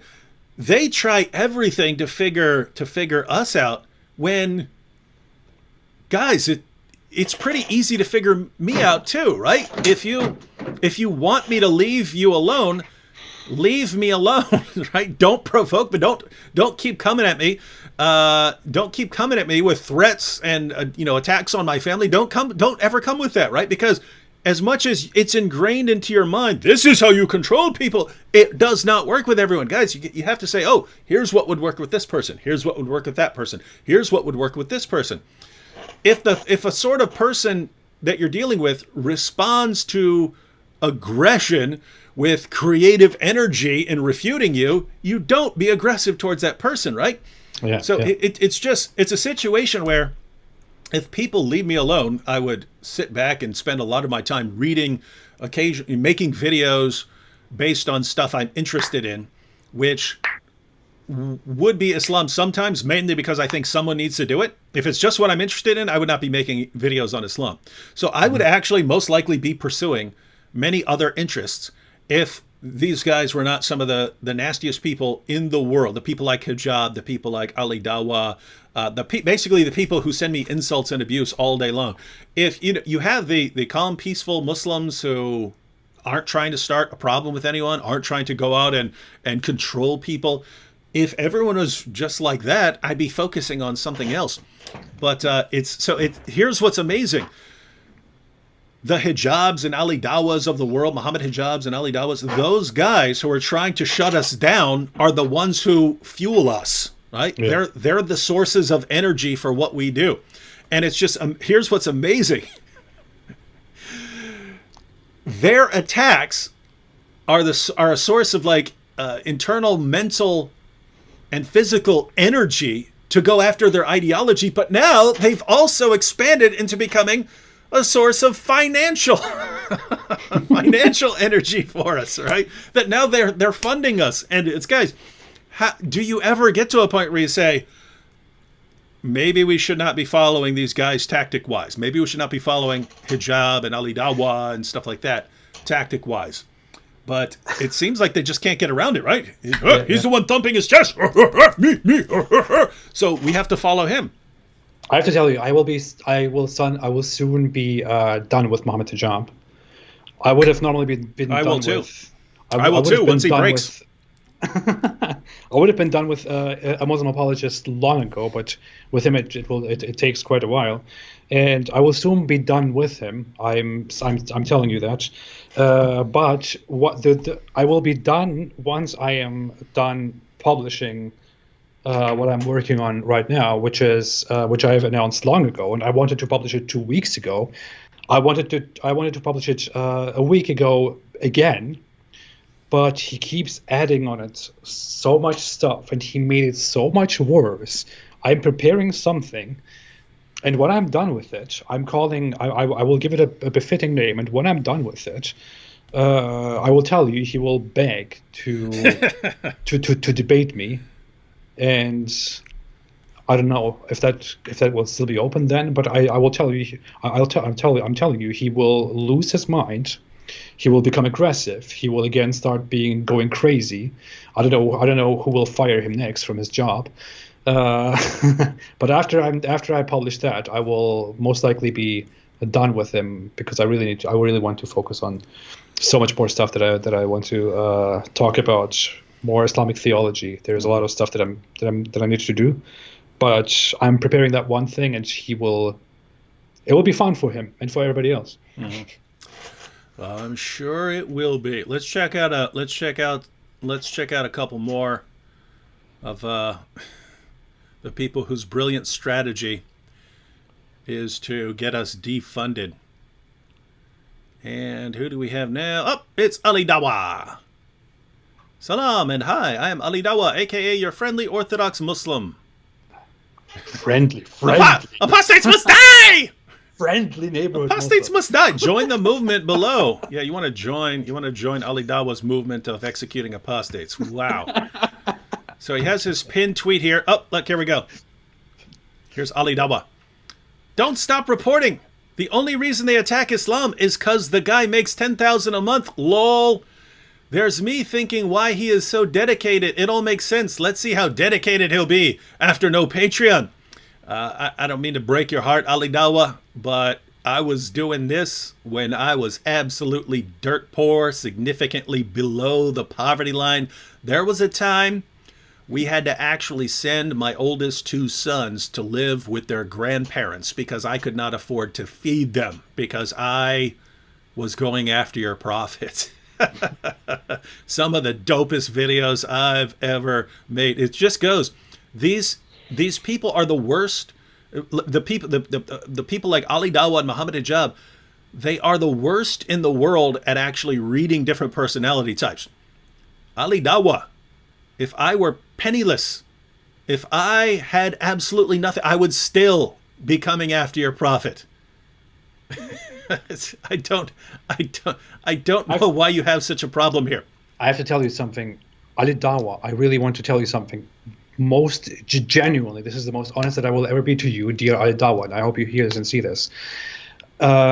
you may be caring about all of this because you had a pathetic life, as you admitted, and you think that Islam and hanging out with these tough people gives your pathetic life a little bit more meaning and makes you feel better than others, and it makes you feel special. You may be focusing on all of this, and this might be about that to you, about fixing your little pathetic life into a different pathetic life where you feel a little bit stronger and belittle everybody else and try to lecture and school everybody else and advocate for the killing of everybody else. Mm-hmm. To you, it might be about that. To me, it is not. To me, it actually matters. To me, the world matters. To me, it matters that I was indoctrinated by this ideology, and I know and hear of so many other people who go through the same thing. And I really don't want this culture, the culture that I grew up in, and other cultures to be absorbed and poisoned by what is going on in this world, by the culture that gives your pathetic life, as I said, more meaning in a very pathetic and vile way. I care about that, and I do this work because I actually care about that, not because I feel so pathetic. Yeah, and I really hope you get the message. Yeah, and I'll go ahead and add to that. I mean, first, we have to point out the obvious. If he's saying we're just doing this for money, well, guys, getting us a bunch of extra money is only encouraging us, right? So you guys have been getting us tons of extra money since yesterday. So, wow. Now we're even more encouraged to keep doing exactly what we've been doing because you're making us rich, Ali Dawah and Mohammed Hijab. But, dude, let me break this down to you. I'll probably say this clearly in a video. Maybe I'm very soon going to be making a response to Mufti Abu Layth because I actually like him and think he's pretty cool. So when he objected, I'm inclined to give him a good response. But I mean, one of the things I think he doesn't know what he's doing. But go ahead. Sorry. Oh yeah, I just mean he's a nice guy. Yeah. But one of the things I'll probably explain, if you want to know, Ali Dawah, how this works, I grew up and did a lot of messed up things in my life. In fact, let me show you a really dumb comment here. Hassam said, I would love to see David Wood being atheist. One, Hassam, you should learn to spell atheist if you're going around trying to promote people being one. But two, no. If you're an atheist, Hassam, you should not want me to be an atheist because I am, by nature, a pretty violent person, right? So in other words, if I were some other atheist, and there are lots of atheists like this, I've had lots of atheists say this to me, David, I think Christianity is silly, but I'm glad you're a Christian. I'm glad you're a Christian because whatever Christianity is doing, it's making you not hurt people, right? So by nature, I was a pretty violent dude, and I ended up doing some really, really horrible things, Ali Dawah, in my life. Did some really, really nasty, horrible things. And the thing is, I believe I can be, forgiven for these things by other people. I believe I'm forgiven by God. But at the same time, you recognize you've done a lot of damage in this world, and you can't go back in time and fix it. So what can you do? What can you do? Well, if I was a horrible, violent person, did horrible things in my life, I can't go back and undo them, but I know what sort of person I am now. What can I do to sort of make things right with the world? As far as I'm concerned, I can fling myself up against the world's most violent ideology until it breaks or until it kills me. That's my reasoning, Ali Dawah. And if you think taking away money from me is going to change that bit of reasoning, keep in mind, most of the people who do what we do believe we're signing our death warrants when we start this, right? We understand, at the very least, we understand there's a good chance that someone will eventually come and slaughter us, right? So if you think people who say, I mean, Nabil was asked, we were in an interview years ago, and at the end of the interview, we were asked, where do you think you'll be 10 years from now? And Nabil said, I think we'll be dead. I think jihadis will have killed us by then, right? So The idea that people who believe that we're signing our death warrants because we realize that someone needs to confront your ideology, because we look at what happens in Pakistan and Nigeria and all these horrible places, because we look at ISIS and Al-Shabaab and Al-Qaeda. We look at these organizations and we see people like you, Ali Dawah. When we take control, we're going to kill you. Yes, we're going to kill you. We see what you do. We see the impact your ideology has on women. And we say someone has to stand against this no matter what, even if it gets us killed. That's our mentality. And what's your interpretation? It's just doing it for money. Ha ha! I take away their money. Oops, actually, I'll get them way more money. Oh no, what do I do now? You guys just completely lack the ability to read people, right? Get your mind around that. Again, Ali Dawah, the closest, as far as stopping the desecration of the Quran, I've told you, saw my head off, or have Hijab take down his tweets. That's it, and we're done. It's done. These 50 different strategies and tactics you come up with will never in a million years work, and you guys can't figure that out. And I can literally sit here explaining, this is the kind of person I am. This is what would work with me. And you're like, oh, well, if that's what would work with you, let me try everything else in the entire world except that. And it's just amazing how dumb you guys are. Wow. I'm proud of that. Can you say that? Yeah. I'm proud of that. We're proud of that. It sucks because I haven't really heard him. If I have to go and listen to some of his. I listened to that clip, but I can't recall exactly what he sounds like. I'll have to listen to a bunch of his clips, and then I can get a better accent down. Or a better parody. That's awesome. Let's see what we have here as far as Ali Dawah. I don't think that you will be a bad person if you become an atheist. In fact, I know for sure that after we have our debate, you will become an atheist. And don't laugh; it's obvious. But yeah, I don't think you will be a bad person if you're an atheist.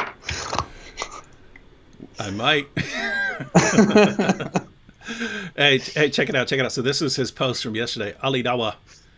How to report Patreon funding of David Wood and the Apostate Prophet. Let's see when funding stop. If they were doing it for the money or cause they really saw Islam as a threat, lol. No, why on earth would we see Islam as a threat when you're sitting there openly posting videos saying that the Apostate Prophet's going to be executed? Gosh, Apostate Prophet, why would you take someone saying, yes, we're going to execute you as any kind of threat? Hey, but check this out. Check this out. People are seriously asking me a question. I go on there and people are asking me this question. They say, so I get that you have left Islam and I get that ex-Muslims leave Islam. But why is it that ex-Muslims have to still call themselves ex-Muslims? Why is it that they still have to talk about Islam after they have left Islam? Well, what do you think? Why? What do you think? What do you think? Seriously, what do you think? We know that there are people like this and other people who seriously want to spread Islam to the world and want to turn the world into an Islamic world. And in their ideal Islamic world, in their ideal Islamic system, an Islamic state must be established. That is a requirement according to their worldview. And in that Islamic state, somebody who leaves Islam, so me, needs to be punished by being killed, by being sentenced to death, by being executed. So, of course, I speak against Islam. Are you dumb? Of course, as I exist and as I see that these people are going out there and trying to spread their religion through propaganda, a religion that, if they succeed, will execute me, of course, I will be outraged by that and know that and oppose that. Now, to be very honest, very frank with you, I don't ever believe that these people will succeed. I don't believe that Islam will succeed. I don't believe that Islam will get big. I believe that Islam will completely fail. I believe even without me or you, and even without people like us, Islam is a complete failure, and it will fail. Their plans won't work. Their wet dreams of having an Islamic You're on a Christian channel, sir. A Christian channel. their Shame dreams on you, where sir! they execute people in Britain will never work. It will fail. It will never work. But still, as long as I exist and as long as I care about this world and about myself and other people like me, and as I have a little bit of empathy, I will, of course, do my job, do my part, and speak against this. I mean, how could it be any clearer? Seriously. Mm-hmm. Man. So let's go ahead and click on. So look, how to report Patreon funding of David Wood and the Apostate Prophet. Let's see when funding stop, if they were doing it for the money or cause they really saw Islam as a threat, lol. So here we have it, ladies and gentlemen. Here we have the epic instructions, and it's how to report Patreon funding of David Wood. And let's go ahead and have it. Up. The video has been removed for violating YouTube's terms of service. Uh-oh. Wow. And again, I don't even know. Again, I mean, it could be because harassing Patreon or something like that, but still, it's weird to say, hey, telling people to mass flag something is harassment. I believe that is mentioned in YouTube's community guidelines. Oh, okay. Well, yeah, if it is, then that's to incite, that's on them. Incite people to, take action against a particular person or something like that. I think that is mentioned in their community guidelines, and it's forbidden. Well, then this would be a community guidelines strike, I'm presuming, and then he got us over 100 new patrons each, and I haven't even noticed. I can make more videos. Ali Dawah tries to get us banned from Patreon. Adnan Rashid tries to get us banned from Patreon. Can point out. I don't even know who Adnan Rashid is. I think he's a joke, like, right? No, I think he's like I think he's like some kind of mentor to them. No, I know Adnan Rashid. I've known Adnan Rashid for years. Yeah. That explains everything. I mean, that guy had a little bit of communication with me for like 5 minutes, and he was a complete a failure. I don't know. He left a comment where he was saying, "Oh, you're scared. Of course, we will not debate you. No one will debate you, and none of our Muslim apologists will debate you, and this and that. You should be ashamed of yourself, and this and this. Don't delete my comment now." And then he makes a comment after that and says, "Why did you delete my original comment? You should. No one will debate you. This and this." And I go through his comments, and he left 3 comments. In the 2 last comments, he claims that I deleted his previous comments, but his comments are all still there. I see them, and people even respond to them. And then he goes on Twitter and says, "I just left this comment on Apostate Prophet's YouTube channel, and he deleted them because he doesn't want people to see the truth." But I see a screenshot of all his 3 comments still there, and I just responded to him. I said, "Hey, I don't even know who the hell you are, and I'm not asking you for a debate." So, a very strange individual. Wow. So let's see what Adnan has here. So at the top of Adnan's page, he has this. So Adnan retweeted Farid. So an important question to Patreon support: 2 individuals that thrive off donations through your site engage in hate crimes. That cracks me up. Hate crimes like eating and tearing the Quran. That's a hate crime. You mean hate crimes like saying people should be executed for no longer believing in a certain religion? Yeah, Is that a hate crime? I mean, just think about the Quran and the Hadith. Fight those who do not believe in Allah. Muhammad said, "I've been commanded to fight people until they say there's no God but Allah." Right? I mean, ordering people to fight and subjugate over their beliefs, that's all fine. What about beating your wife? Oh, that's fine. Everything is fine. What about tearing the Quran? That's a hate crime. They should be banned. Adnan Rashid says, "This is the least anyone who believes in Allah and his messenger can do." Well, hey, Adnan, if this is the least you can do, then if someone wanted to do more, what would that be? Saw our heads off, I'm guessing. So Adnan says, "This is the least anyone who believes in Allah and his messenger can do. Please share far and wide and cut the funding of these evil Islamophobes." It just cracks me up that these are the guys using Islamophobes, right? Yes, we're going to kill you. We're going to execute you. Yes, we'll destroy you. We're going to grow and destroy you. Islam, fastest growing religion. Then we'll establish Sharia and then blasphemy laws. And if you don't want to be governed by the teachings of an illiterate 7th century caravan robber who boned a little girl. If you don't want to be governed by that, well, we're going to call you evil Islamophobes.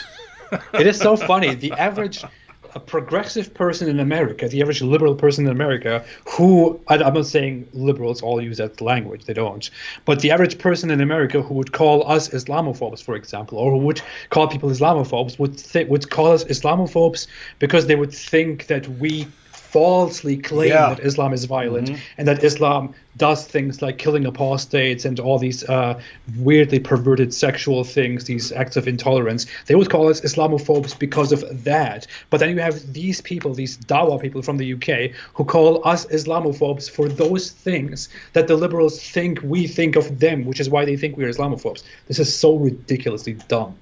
Seriously. It is just absolutely insane, right? I mean, you're right. The people, I mean, even organizations like CARE and ISNA and stuff like that, Muslim organizations in the West who've been calling people Islamophobes, their message has always been they're Islamophobes because Islam doesn't teach any of these things. It doesn't teach that, apostates should be killed. That's all a lie. That's all a myth. It doesn't teach that it's okay to have sex with a 9-year-old girl. It doesn't teach that. And then you've got these guys. Of course it teaches that. Of course we're going to chop your head off. Of course. But you're Islamophobes. It's like, guys, you don't understand how this works, right? You don't understand the process of using this label. Yeah. Wow. Wow. All right. Should we? Yeah. Let's go through the super chats here. We should. I'm going to go through the super chats. If you believe in his messenger. There have been a lot of super chats, possibly. That's such ominous language. Like, if you believe in Allah and his messenger. If you believe in his messenger. It sounds unreal. It's like a weird dystopian thing, like TV show where they depict a cult in the future. The least you could do if you won't saw their heads off is whine to Patreon about them being Islamophobes. I mean, the entire situation, ladies and gentlemen, is this not hilarious, right? I mean, just think about this, right? Apostate Prophet, we're going to kill you when we get the chance, we're going to kill you. And Mohammed Hijab, I'm going after your wives. Golden showers, oh, your wives. Oh, everyone whores. Oh, whores, everyone yeah. And we take a Quran and do something to it for 6 seconds, and then it's, Patreon, will you help us? Oh, will someone help us? Will you all condemn him? It's like guys, if you can't handle this, then don't stop starting this stuff. And it's the same thing over and over again. We'll start it with you. We'll try to intimidate you. We'll threaten you. Oh wait, you're doing something back. Oh, let's go whine and complain like a bunch of little girls. It's like this, this is just for demonstration right now. I just want to reenact what is happening. So can we do this act quickly, David? Okay. You are one of them, and you go and yell your terrible things at me. You're finished, Apostate Prophet. As soon as we get power over you, we will chop your head off, and we will parade your head through the streets so that everyone else takes notice and sees what we do to people like you. We're coming for you. You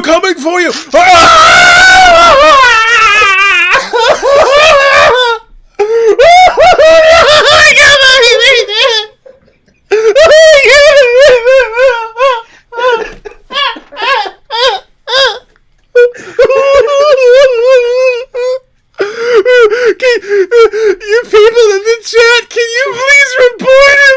Look what he did to me! Look what he did! Loser. Look what he did! Loser. You pathetic. How is it? Hey, we're pretty good when we just improv these little scenarios.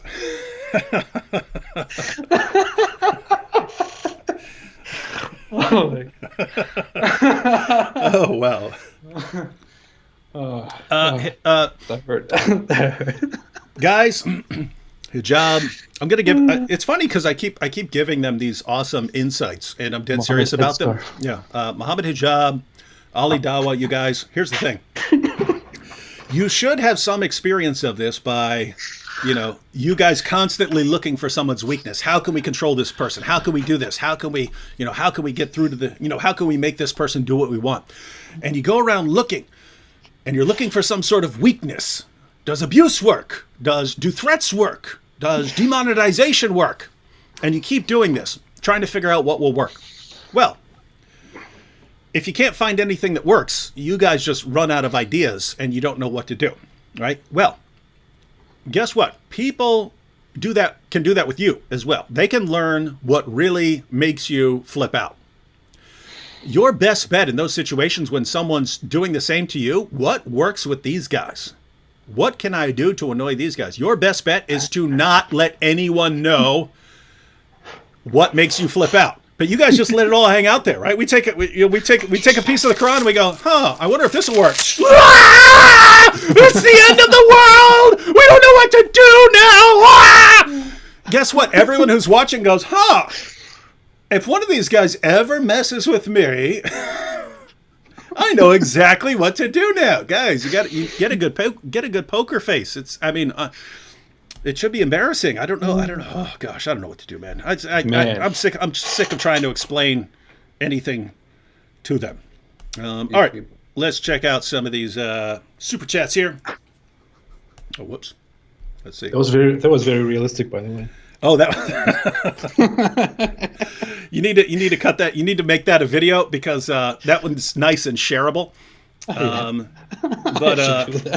That's nice and shareable. But these guys, if you notice, they always like cut a part out and ignore and destroy the context.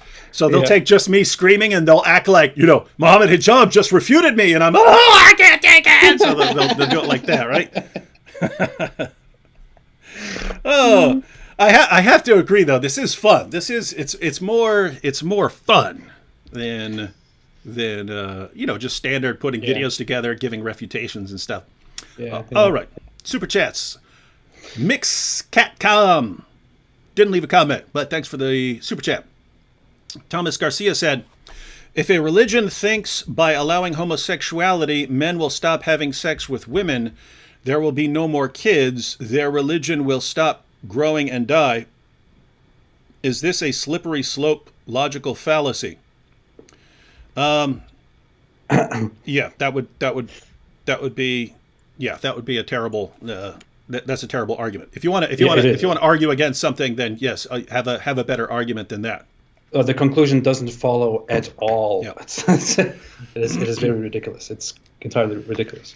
Yeah. Sean Cobb says, "Please read the book on what Earth is about to happen. Please read the book What on Earth is About to Happen, for heaven's sake." Not on my reading list. Haven't heard of that book before. What on Earth is About to Happen? David Panther, super sticker. 6011 says, "Love your vids. Keep up the good work." Yashiro Cuff says, "Good luck, my brothers. We are with you." Vegan Love says, "I do not know where Adam Saleh is from, but wherever that place is, it has a lot of lead in its drinking water." That's not very nice. David Panther 20 with the super sticker. Rodney Smith said, "D, love you, bro. Idea for you. Need to raise up and equip apologists similar to CIA, but reproducing yourself, Sam, etc. Systematic training, perhaps in levels beginner to expert. By the way, Islamic ads on your vids." I know, and it's cool that Islamic ads run on my videos because that means the algorithm understands that Muslims are watching my videos, which is cool. So, yes, we're going to be putting out lots of more systematic courses in the near future. Vegan Love says, "What is wrong with these people? I just watched their posted videos that they are proud of. Wow, that was some lowbrow stuff. Disengage with them." Yeah, the problem, Vegan Love, and this is a problem that and AP can share his thoughts on this one too, as far as why respond to people like this, because AP, I've gotten tons of comments from Christians saying, why you dealing with these guys? Just stick with the arguments, right? And guys, you need to understand, these are people who are influencing lots of people, right? It is a mistake to think, oh, Just focus on arguments and having the best arguments. If you're focused on having the best arguments and someone near you focuses on having the biggest mob that can kill you, guess who wins that argument? You guys understand? You understand the problem? You kind of have to deal with people who are influencing massive numbers of people. Any thoughts on that? Or well, I obviously think, especially after yesterday's move, where he went out and actually asked people to report us and to take us down. Will you help me? You too. I seriously ask myself, why do we take this person seriously? Why do we actually take this person seriously? This is what a baby. Incredibly pathetic. It's so embarrassingly stupid.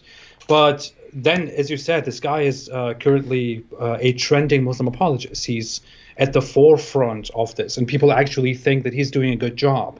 People think he's great. So I really genuinely wanted to have a debate with this guy just to make a demonstration. I don't even know the outcome. I'm not going to stay here and say, hey, I will totally destroy him. I will totally crush him. No, I don't know the outcome. I have no idea about the outcome. And I said that before. Maybe he will make a better performance than me. Maybe he's better than me. I don't know. I cannot know that. I'm not going to brag about a possible outcome in the future. I'm not that person. I just want to come together and have a debate with this currently most popular Muslim apologist to demonstrate what his side is and what my side is in a completely fair environment, in a debate where we both actually have to listen to each other, and he has to defend that certain religion that he brags so much about and insults people for. And the thing is, since I really wanted the debate to happen so much, and it went into completely the wrong direction, and he started becoming very dirty, I am now basically just going in this back and forth with him to demonstrate to people how awful their best representatives are. And I want to press them into seriously looking at the difference between us and them. And I still wanted to come down to comparing my worldview and their worldview, or comparing our arguments and their arguments. Unfortunately, they are not as honest as I am or as you are about these things. They rather want to take excerpts or trick us into conversations and then not answer our questions and just make joke videos in response. But I seriously just want to use this opportunity to sit there and to speak with the most popular person that they have. I don't choose that guy. I speak with him because he is so popular, and I want to see the outcome of that myself, Vegan Love said, holler at your boy. KG Chaplin said, give them more Jesus. Yep, that is what they need. Angelique News said, while you've been speaking, Dr. David Wood, you've got 3 more patrons. Yeah, it just keeps going up. Hijab is an endless source of funding. For Islamophobes. Here are some recent comments on my just a few comments on my Quran ripping video, by the way. I swear I will kill you without touching you. If you still do like that, if you break, you will know the consequences. I've no idea. This is very strange language. If I find you, I will kill you.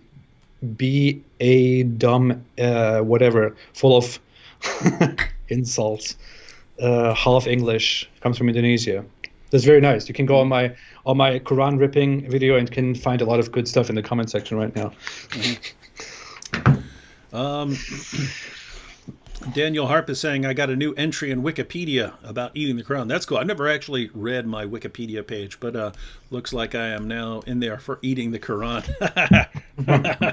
That's funny. Kathy M. Quillen left super sticker. Michael Jarek said, where's the new Boom Boom Room featuring Ali Dawah and Mr. Hijab? That would be funny. That would be funny if we get some people to play both of them, and maybe Muhammad's ordering them to protect the Quran and they refuse it because of their own pride and arrogance, which is basically what they're actually doing right now. Jonathan Maciel said, I don't want to read that one. That could be construed as hate speech, and we know they're coming after us for hate speech now. Joanish M. said, Sir, AP off topic, but would you mind considering to study Bible with open mind, without any preconceived opinion? Beg you this in the name of Jesus. So, AP, what do you think? I actually did decide to do that before, as I was leaving Islam, after I left Islam, and also long after that, actually quite recently, I did intend to do that. I didn't ever read it through the way that I read through the Quran. I read through the Quran from beginning to end several times, and still continuously read it through. With the Bible, I usually just look up references. I read some chapters fully. I basically know basic knowledge about the different parts of it, but I have never actually sat down and made the same research that I did with the Quran on it. I would do that. It is a bit different in that there's actually a beginning and end to the Bible. Whereas the Quran's just like, it's like, hey, let's toss a bunch of stories in a blender and see what pops out, and there you go. That's the order. It's definitely easier to follow the narrative of the Bible because, as you said, it actually has a beginning and an end. You know what you're reading whichever book you read and whichever chapter you open. So it actually flows. But I've never had the time to go through all of it at once. If the Quran is the eternal speech of Allah, it's a little confused in his thinking. Allah is a very strange speaker, if that's his eternal speech. Michael Jarek said, thanks, David Wood and AP. Jordan Emick said, love your work. Allah should take communication lessons. Alicia Henderson says, in honor of the awesome mods who are working so hard tonight and every night. Yeah, that's we have cool mods. Michael Coyne and Joseph Bastian with the super stickers. Kevin Kondraki didn't leave a comment, but thanks for the super chat. Jared Ricker says, accept this super chat on behalf of Mohammed Hijab. Yes, thank you for the super chat on behalf of Mohammed Hijab. Thank you, Mohammed Hijab, for inspiring that man, for inspiring Jared Ricker to give us a super chat. Nicodemus says, you've peed off a lot of Muslims. Use wisdom and pray. God won't let them near you, I pray. Psalm 91. So, Nicodemus, I have to say, I understand the risks when I'm doing what I do, but someone's got to do it. Joanesh said, Sir AP, I request you to be well prepared anytime for hijab kind of people and kindly refute the recent video. Massive respect from India. Thank you so much. Very honestly, I didn't. I feel like after the conversation was done, I felt like I should have never gone on with the conversation because that's all they wanted from me. When Mohammed Hijab appeared, I should have just said, hey, nope, we're not doing this. I'm still waiting for a debate. We are supposed to have a debate together where we can both, in a fair, proper environment, share our ideas and listen to each other, because obviously this doesn't work because you keep speaking over me all the time, and whatever I say, you give a dumb response and say, oh, look, you have been refuted. So maybe that would have been wiser to do, but to be very honest, I was very mad at the way that he treated people, and that people seriously had no issue with that, and that this guy was suddenly sitting there in front of me after telling me for an entire month that he refuses to have an online debate with me. I was mad, so I said things to him and yelled at him. But I will take Mohammed Hijab's advice, who himself told me that I shouldn't trust him. Very crazy. Yeah, the hijab strategy. Check it out. I will never face you. I will never do it. Will never. Okay, you're here for an interview. Ha ha! Ha ha! Where'd you come from? Be strong. Sophia Agape said, nice job, Mohammed Hijab, with gratitude for your efforts in destroying Islam 2020. Seriously, who's done more damage to Islam this year than Mohammed Hijab? Seriously, we should make a breakdown of everything that Mohammed Hijab did every month. and he's just getting, the year's not over, right? He's still going. He's still, let me try this, let me try that. And he's like, got the dumbest plans ever, and he's still trying to come up with plans instead of actually just taking down the tweets. What is said Mohammed Hijab is in the chat. Say hi, guys. I think that was I saw someone named Mohammed Hijab earlier, but that's fake. If it doesn't have the check mark by it, Mohammed Hijab gets the check marks. We don't. Yeah. Isn't that funny? Yeah. Yeah. We can't, because we criticize Islam, and you can't get a check mark. You can't get you don't get the silver play button. You don't get any of that stuff. Ridiculous. Rakesh left a super sticker. Jesus is the only way, says God loves Muslims. Repent, Jesus is Lord. Dragonfist 900 says, long ago, Islam and the West existed in harmony. Then everything changed when hijab attacked. Notice that's true to an extent, right? I keep mentioning we had a kind of equilibrium, right? And it's understood. Guys, your prophet calls for our violent subjugation. Obviously, we get to respond. And guess what? When we respond to that and we bring up criticisms, if you don't like something we say, you can refute it. You can mock it. You can make fun of us. You can do all that stuff. Guess what? We're all cool with that. And then you have this super genius, brilliant tactician, Mohammed Hijab. I know. Golden showers. Oh, we'll just talk about golden showers. Oh, it's not working. Them now calling me Mohammed Golden Showers Hijab. Me no like this. Oh, me attack the wives. Oh, everyone whore. Right? Oh no, now them eat Quran. Oh, me no know what to do. Oh, right. He doesn't know. And so he threw off the harmony that we had developed. And question is, guys, you want to go back to the harmony? Because I'd love to get back to just making videos. But if you want to go this route, it is kind of fun. Yeah. Christy Robinson with super sticker. Moheb Abdullah said, love the content. Dragon Fist 900 says, Nabil versus Hijab debate. Who wins? That depends. If Hijab's debate tricks that he uses were known ahead of time, then Nabil wouldn't fall for them, and Nabil would crush him. If Nabil was one of the first people to debate him, and Hijab was using the stunts, he could actually throw someone off of that. It does work, right? You start breaking rules and stuff like that. It does work. It's just it's short-term gain, long-term loss, because you can't keep using that tactic because people don't trust you anymore and they're not going to make agreements with you and they view you as a garbage person. It's like Zakir Naik. Zakir Naik's debate tricks wouldn't work anymore, right? That's why he debated like 2 or 3 people 20 years ago and then never faced anyone again. He knows any Christian debater would mop the floor now that they know what he does. If you need to carefully craft fallacies and tricks in order to come out superior from a debate, then what does that say about you? Yeah.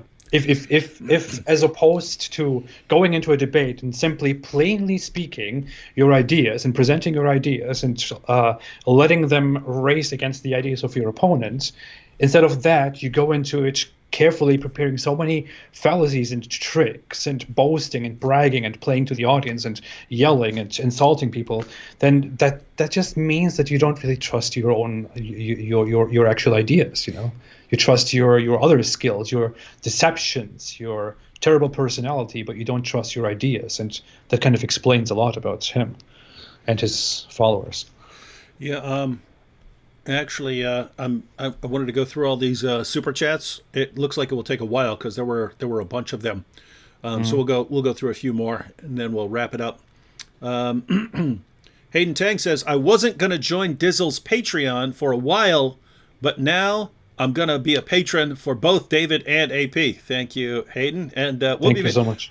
I'll be posting a video update on that in another couple days on nice video on how Hijab's plot turned out. Again, it's always possible that it'll work. It's always possible that Patreon will shut us down. They've done that to channels in the past. But if they don't, it's just hilarious. It's a hilarious fail that people think we're just doing this for money. Give us a bunch of extra money. Dragonfist 900 says, hey, David, praying for you and your family, buddy. Thank you. Yes. all the prayers. Thank you. Jason Lippert says this Why donation. why not me? Because you're a dirty atheist. Didn't you say that? You said in a comment once, I'm an immoral atheist. As an immoral atheist. Yeah, immoral atheist. Yeah. Jason Lippert says this donation brought to you by Mohammed Hijab. Oh, and he also left one. I also got one from Ali Dawah. So people donating in the name of Mohammed Hijab and in Ali Dawah. Rob Sanders said, love it. Keep it up, guys. Love it. Stefan says, Slim, do you know how to pronounce his name? Al-Bahir? Al-Bahir, yeah. Slim Al-Bahir have 600,000 subs, looking like a complete joke and can barely talk. And somebody cries, I'm unable to find girl or boyfriend. It's your fault. That guy, I want to keep that joke for my video, but I don't know how much you have seen of that conversation between me and Mohammed Hijab, but Adam Saleh and Slim, they were just there. They were like the entire time. They were just. And whatever Mohammed Hijab says, they're laughing and agreeing with him. And whenever I say something, Mohammed Hijab is like, oh, and they go like, oh, and they have no clue what we're even talking about. Like they probably didn't understand like 90%, 95% of what we're talking about. But that was like, to me, the representation of Mohammed Hijab's followers. Just this guy sitting there completely clueless, nothing in his head, but it's just agreeing and disagreeing. Yeah, I mean, what's interesting is that group, they're bad people, right? I've met lots of Muslims in my life who were really, really awesome, nice, generous, kind people. The ones like Adam Saleh and his buddy Slim. I mean, Adam Saleh. He's the guy who made this video claiming that he was harassed for being a Muslim. Him and a friend were harassed simply for being dressed as Muslims by the NYPD. CARE got involved and demanded an investigation. Then it turns out it was totally fake. And then they said, oh, this is just a reenactment to illustrate what happens to us. It's like, well, you guys walk around with cameras all the time. You never record the actual harassment, so you have to reenact it, which you posted as a true story until it got exposed as fake.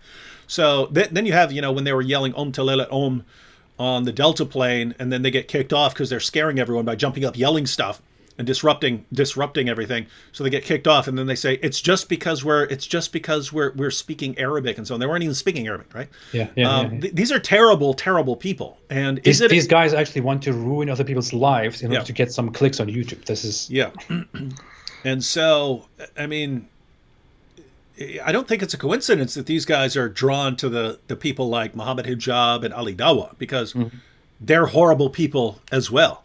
And what's amazing is just how popular this can become. If I did something like that, if I pulled a stunt like that, if I let's say I set up Muslims, right?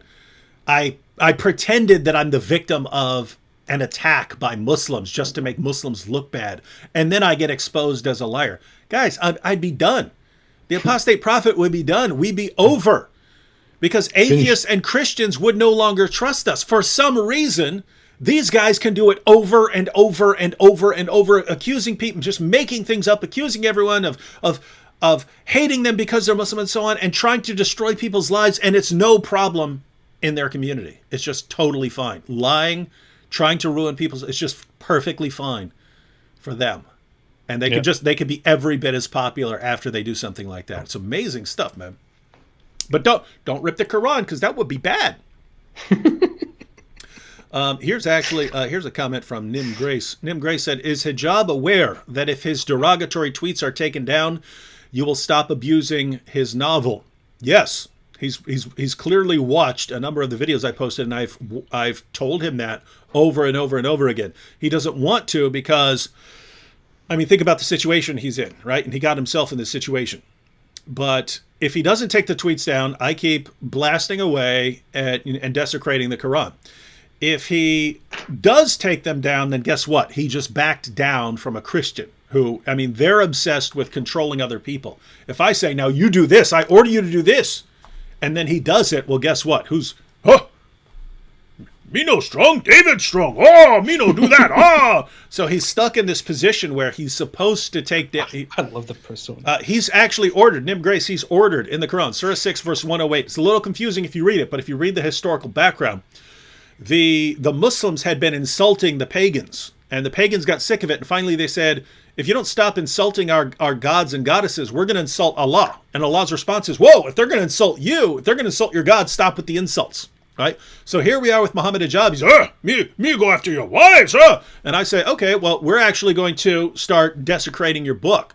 According to the Quran, he's supposed to say, whoa, sorry, take it back. What do you want me to do? You want me to take it down? Okay, I'm taking the tweets down. I'm taking the insults down. He's supposed to do that. He's refusing because, me strong. So that's why it's a conflict between his religion and his pride. His pride wants him to do one thing. His religion demands that he does something else. And so people are actually seeing.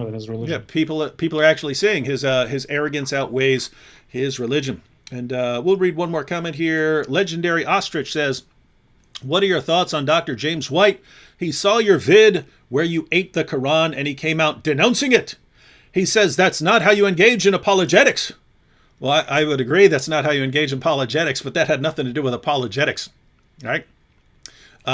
Just to explain, Legendary Ostrich, if Osama bin Laden were coming to blow up an orphanage and you shot him, it wouldn't make a lot of sense to say, well, you shot Osama bin Laden. That's not good apologetics. You're not doing apologetics there. It's a mistake to think that the only possible interaction you can have with anyone is apologetics or evangelism. Which one is it? Is it apologetics or evangelism? Those are the only two interactions you can possibly have. That's false. Sometimes you have people who are crossing lines and someone needs to stop them, right? Someone needs to stop them because, everyone understands this if it's a terrorist or something like that. What if it's someone who says, hey, I have massive popularity. I'm influencing the next generation. And you know what I'm going to influence them to do? I'm going to influence them to harass women with threats of rape and torture. And I'm teaching a generation to do that. Does there ever come a point for the Christian to say, actually, no, I'm not going to let you do that. I'm going to stop you because your book gives me a way of stopping you, of making you stop. And keep in mind, Hijab already did stop. He immediately stopped. As soon as we went, I'm going to eat the Quran, he stopped. Started doing other things, whining, coming after us, but he stopped going after women, right? Why? He understands he's required to.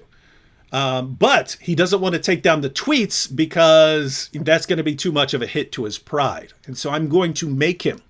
And guess what? If Christians want to say, no, you mustn't do that, what I'm hearing is, no, if people are heaping abuse on your wife, on women, and they're starting a campaign of abuse, especially given the history of this religion, and its impact on women in the Muslim world, and the grooming gangs, the rape gangs, all of this stuff. If you know the impact and how this religion views women and the impact it has on women, once they start deciding, you know what we need more abuse of women. If your response is, well, no, as a Christian, we can't put a stop to that. Well, let's just say I'm going to have to disagree with you on that one. What are your thoughts, AP? Well, I won't be able to speak about. Who am I to speak about a matter of Christian apologetics?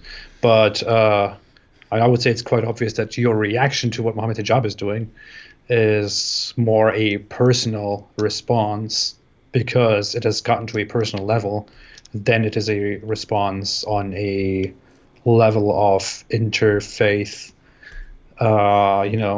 politics or apologetics or whatever you want to call it. So I don't think one has anything to do with the other.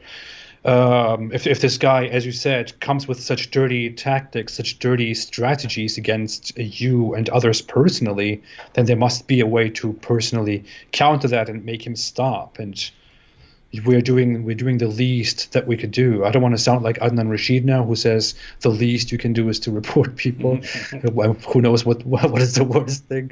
But yeah, this is the least that we can do. It we're really doing the least. This is nothing. This is a language that they understand, and it is personal. It is very much personal. And I don't know, to those opinions of people who think you cannot change the minds of Muslims by being provocative, I would really ask them to have a conversation with me about that. Yeah. And so here's what I don't get. I don't run around telling other people, hey, here's how you need to do things, right? I understand there are different kinds of people and there are different methods for different, different things going on in the world. What I don't get is, I do understand why someone would say, well, I don't want to take a bite out of that Quran. But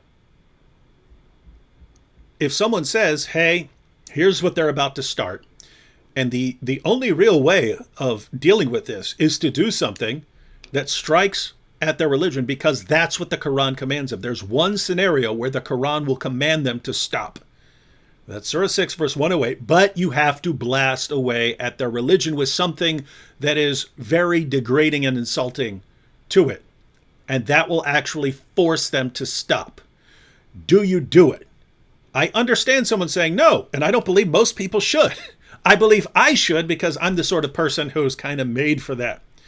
And what I would think, and I think this is how lots of Christians are. I think lots of Christians are, gosh, I would never do that, but I'm glad there's someone to do that. I think lots of Christians understand. Sometimes it's good to have a psycho on your side to deal with certain people. That sounds like a catchphrase right there, man. Sometimes it's good to have a psycho on your side. You should end your videos with that from now on. By the way, someone pointed out and said James White called Yasser Qadhi his friend and invited him to his church or something like that. I don't know if that is supposed to be critical, and I don't know if that's supposed to be a criticism of his Christian attitude, but I would say on a personal attitude, on an interpersonal perspective, I wouldn't think that there's anything wrong with necessarily with doing that alone, with calling someone a friend, no matter if you think that his beliefs are very, not proper. So basically, a few years ago, James White had this scenario where if he gets to go, I think the scenario was he gets to question Yasser Qadhi in a church, and Yasser Qadhi will get to question him in a mosque. And so people were pointing out that, wait a minute, you just let Yasser Qadhi spout a bunch of complete nonsense about Islam in a church that was misleading tons of people, and there's no response from you. And the response is, yeah, but then I get to go and preach the gospel in a mosque. And notice, ladies and gentlemen, there were lots of people who criticized this, and the criticism was that Muslims are kind of pretty inoculated to it, in that no matter how clearly you're explaining it, they're not getting it. Whereas your Christian audience, a lot of them don't know what to believe about Islam being violent or something like that. And so when they're getting answers from Yasser Qadhi, oh, cool. Well, this has the stamp of approval. So that's kind of the criticism. Notice, guys, I didn't come out and criticize it. I didn't condemn that. I didn't freak out about that. Why? Well, I don't know. Maybe you have some different goals from what I have, and maybe there's an important place for that. So I didn't say much about that. But gosh, how much time do the James Whites of this world spend blasting away at everyone else? Everyone's doing it wrong. Everyone's doing it wrong. Everyone should do it like me. Anyway. Yeah.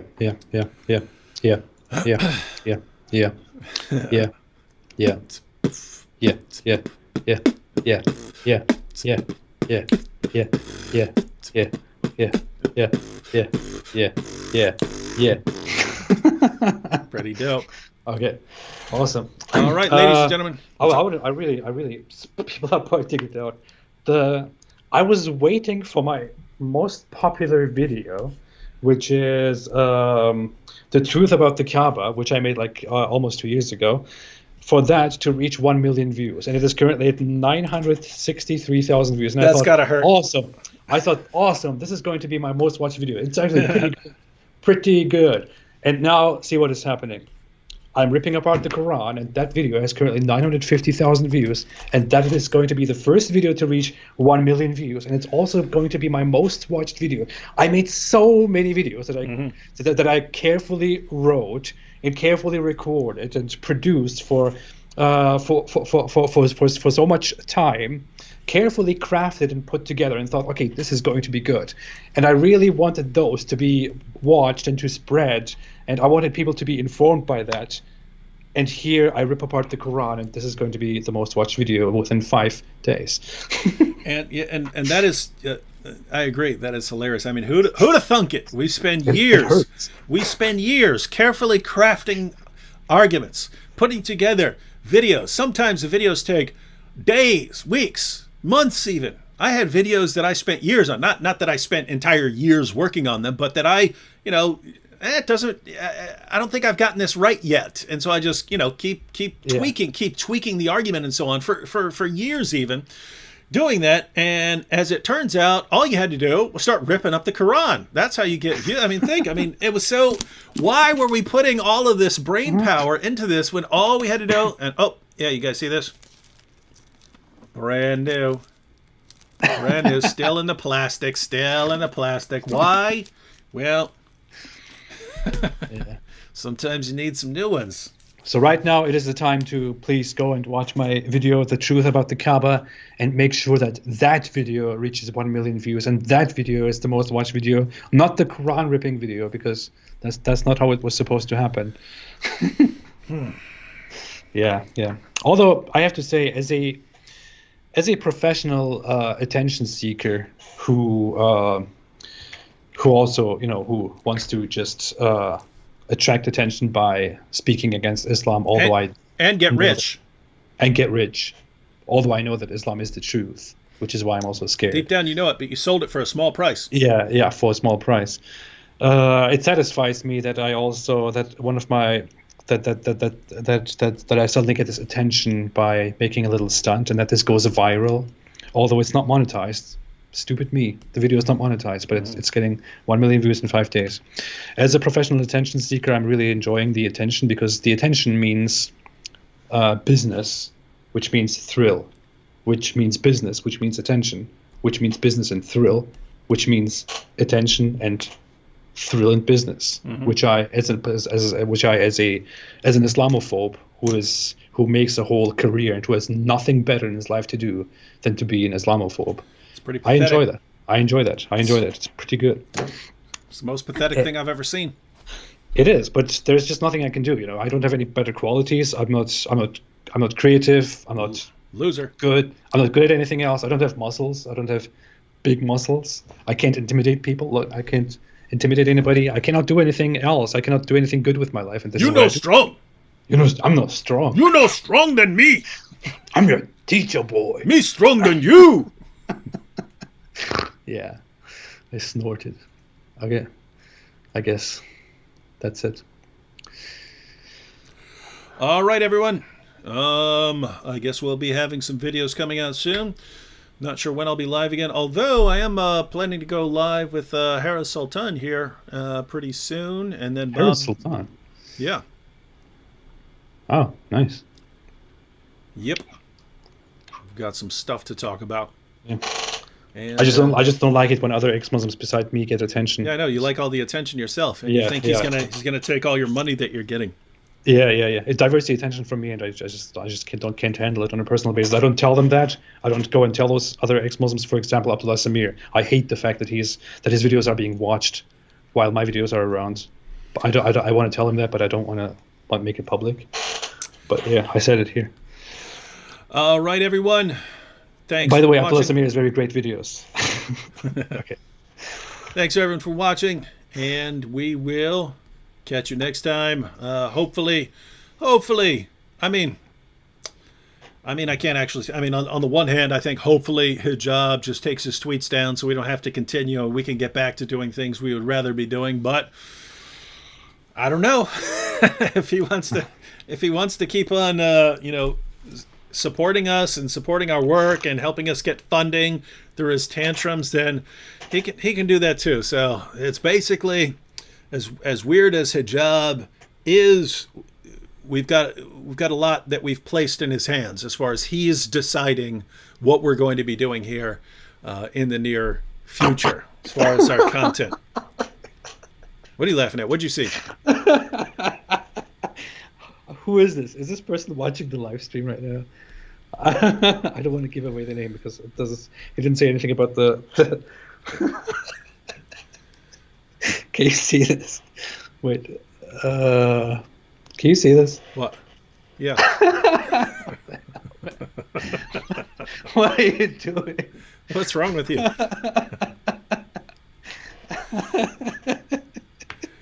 Hey, I just got this out of nowhere by a fan. I'm getting requests for a video about Dawood Kim. You posted on that, didn't you?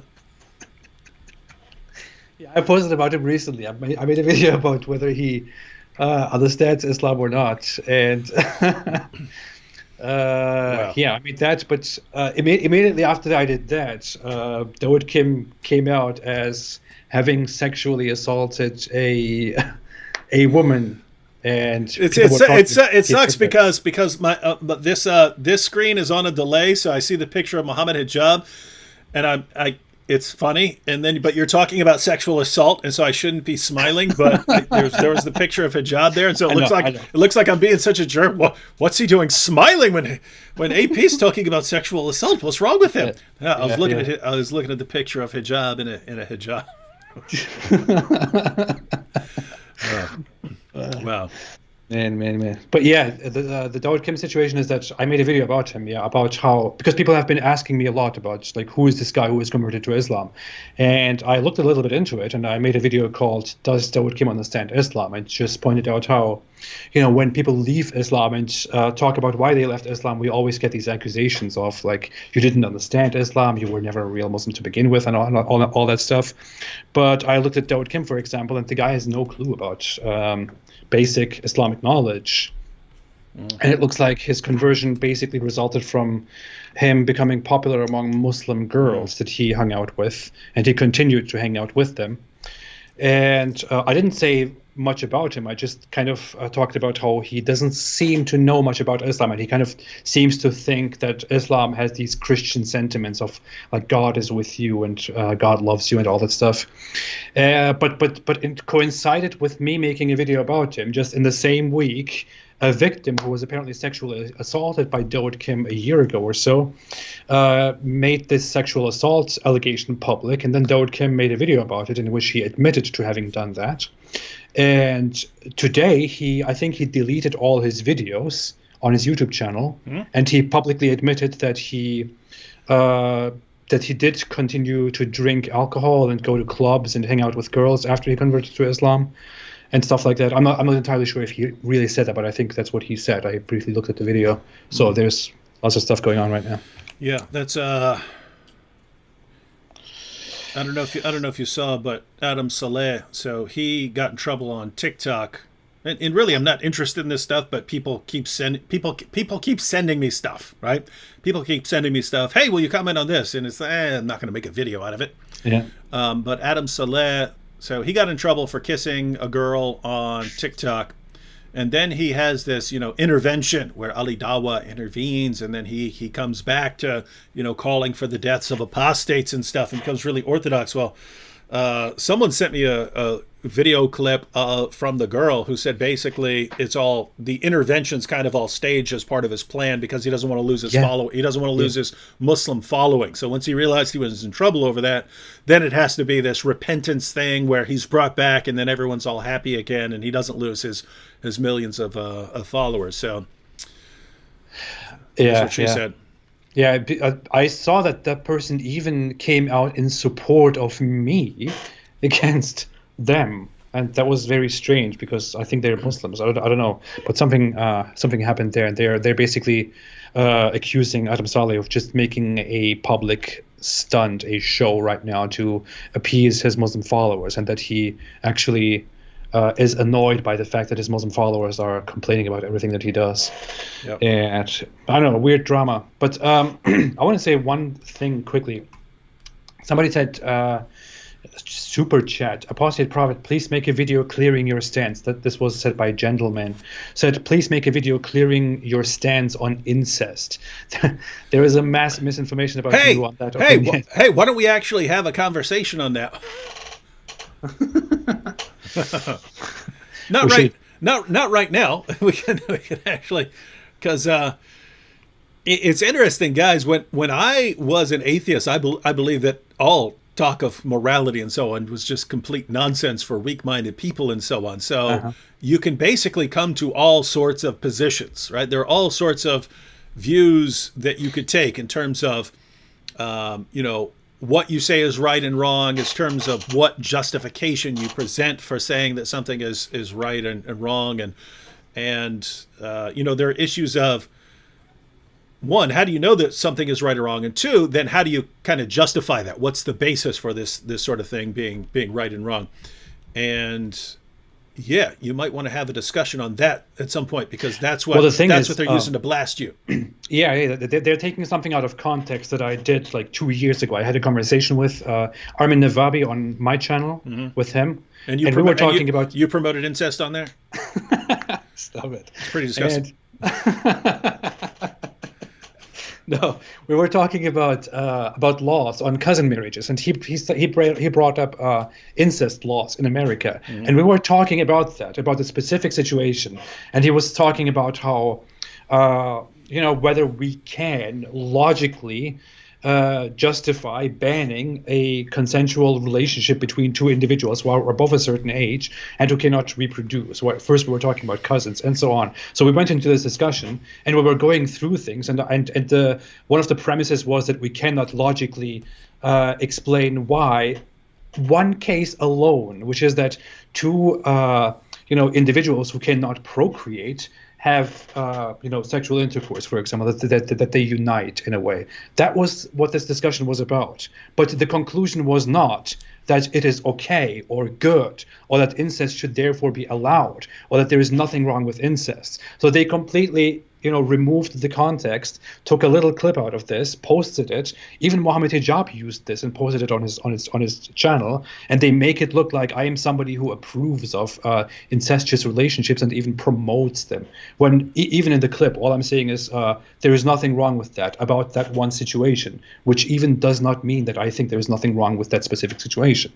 And so they completely took it out of context. Of course, I would sit down and clarify that now, but I keep thinking to myself, do I really want to give in and talk about that stuff?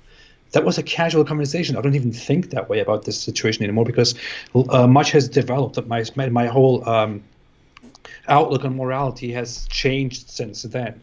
But do I really want to, take the bait and really talk about that stuff right now?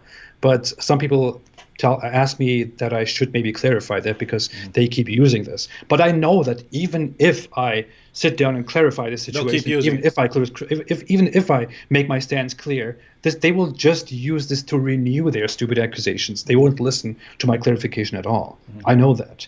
So, Well, you heard it here, folks. The Apostate Prophet promotes incest.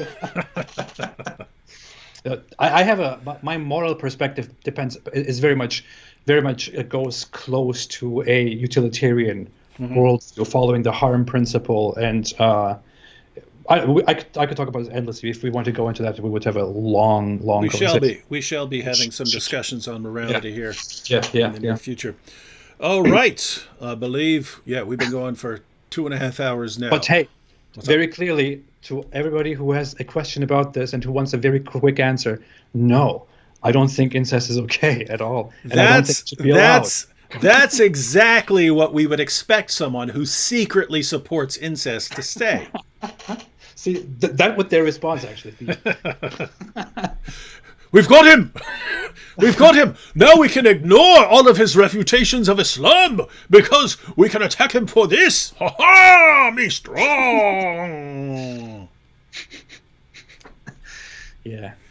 Wow, what an ideology, man. you have overlooked all those things that I've talked about, and you come after some personal thing that is completely unrelated that you think I have said somewhere in some random conversation 2 years ago. This is how their debate form works. All right, ladies and gentlemen, we've got videos coming up. Not sure when I'll be live again, but should be here pretty soon. Catch you all next time, and I'm sure we'll be talking a little bit about Mohammed Hijab, a little bit about Ali Dawah, a little bit of this. Gonna have a little bit of this. becoming a lot of this until Mohammed Hijab decides to be a good Muslim and take down some tweets. We'll see what happens. We never know what will happen in the meantime. They always surprise us. But we know he's going to support our ministries.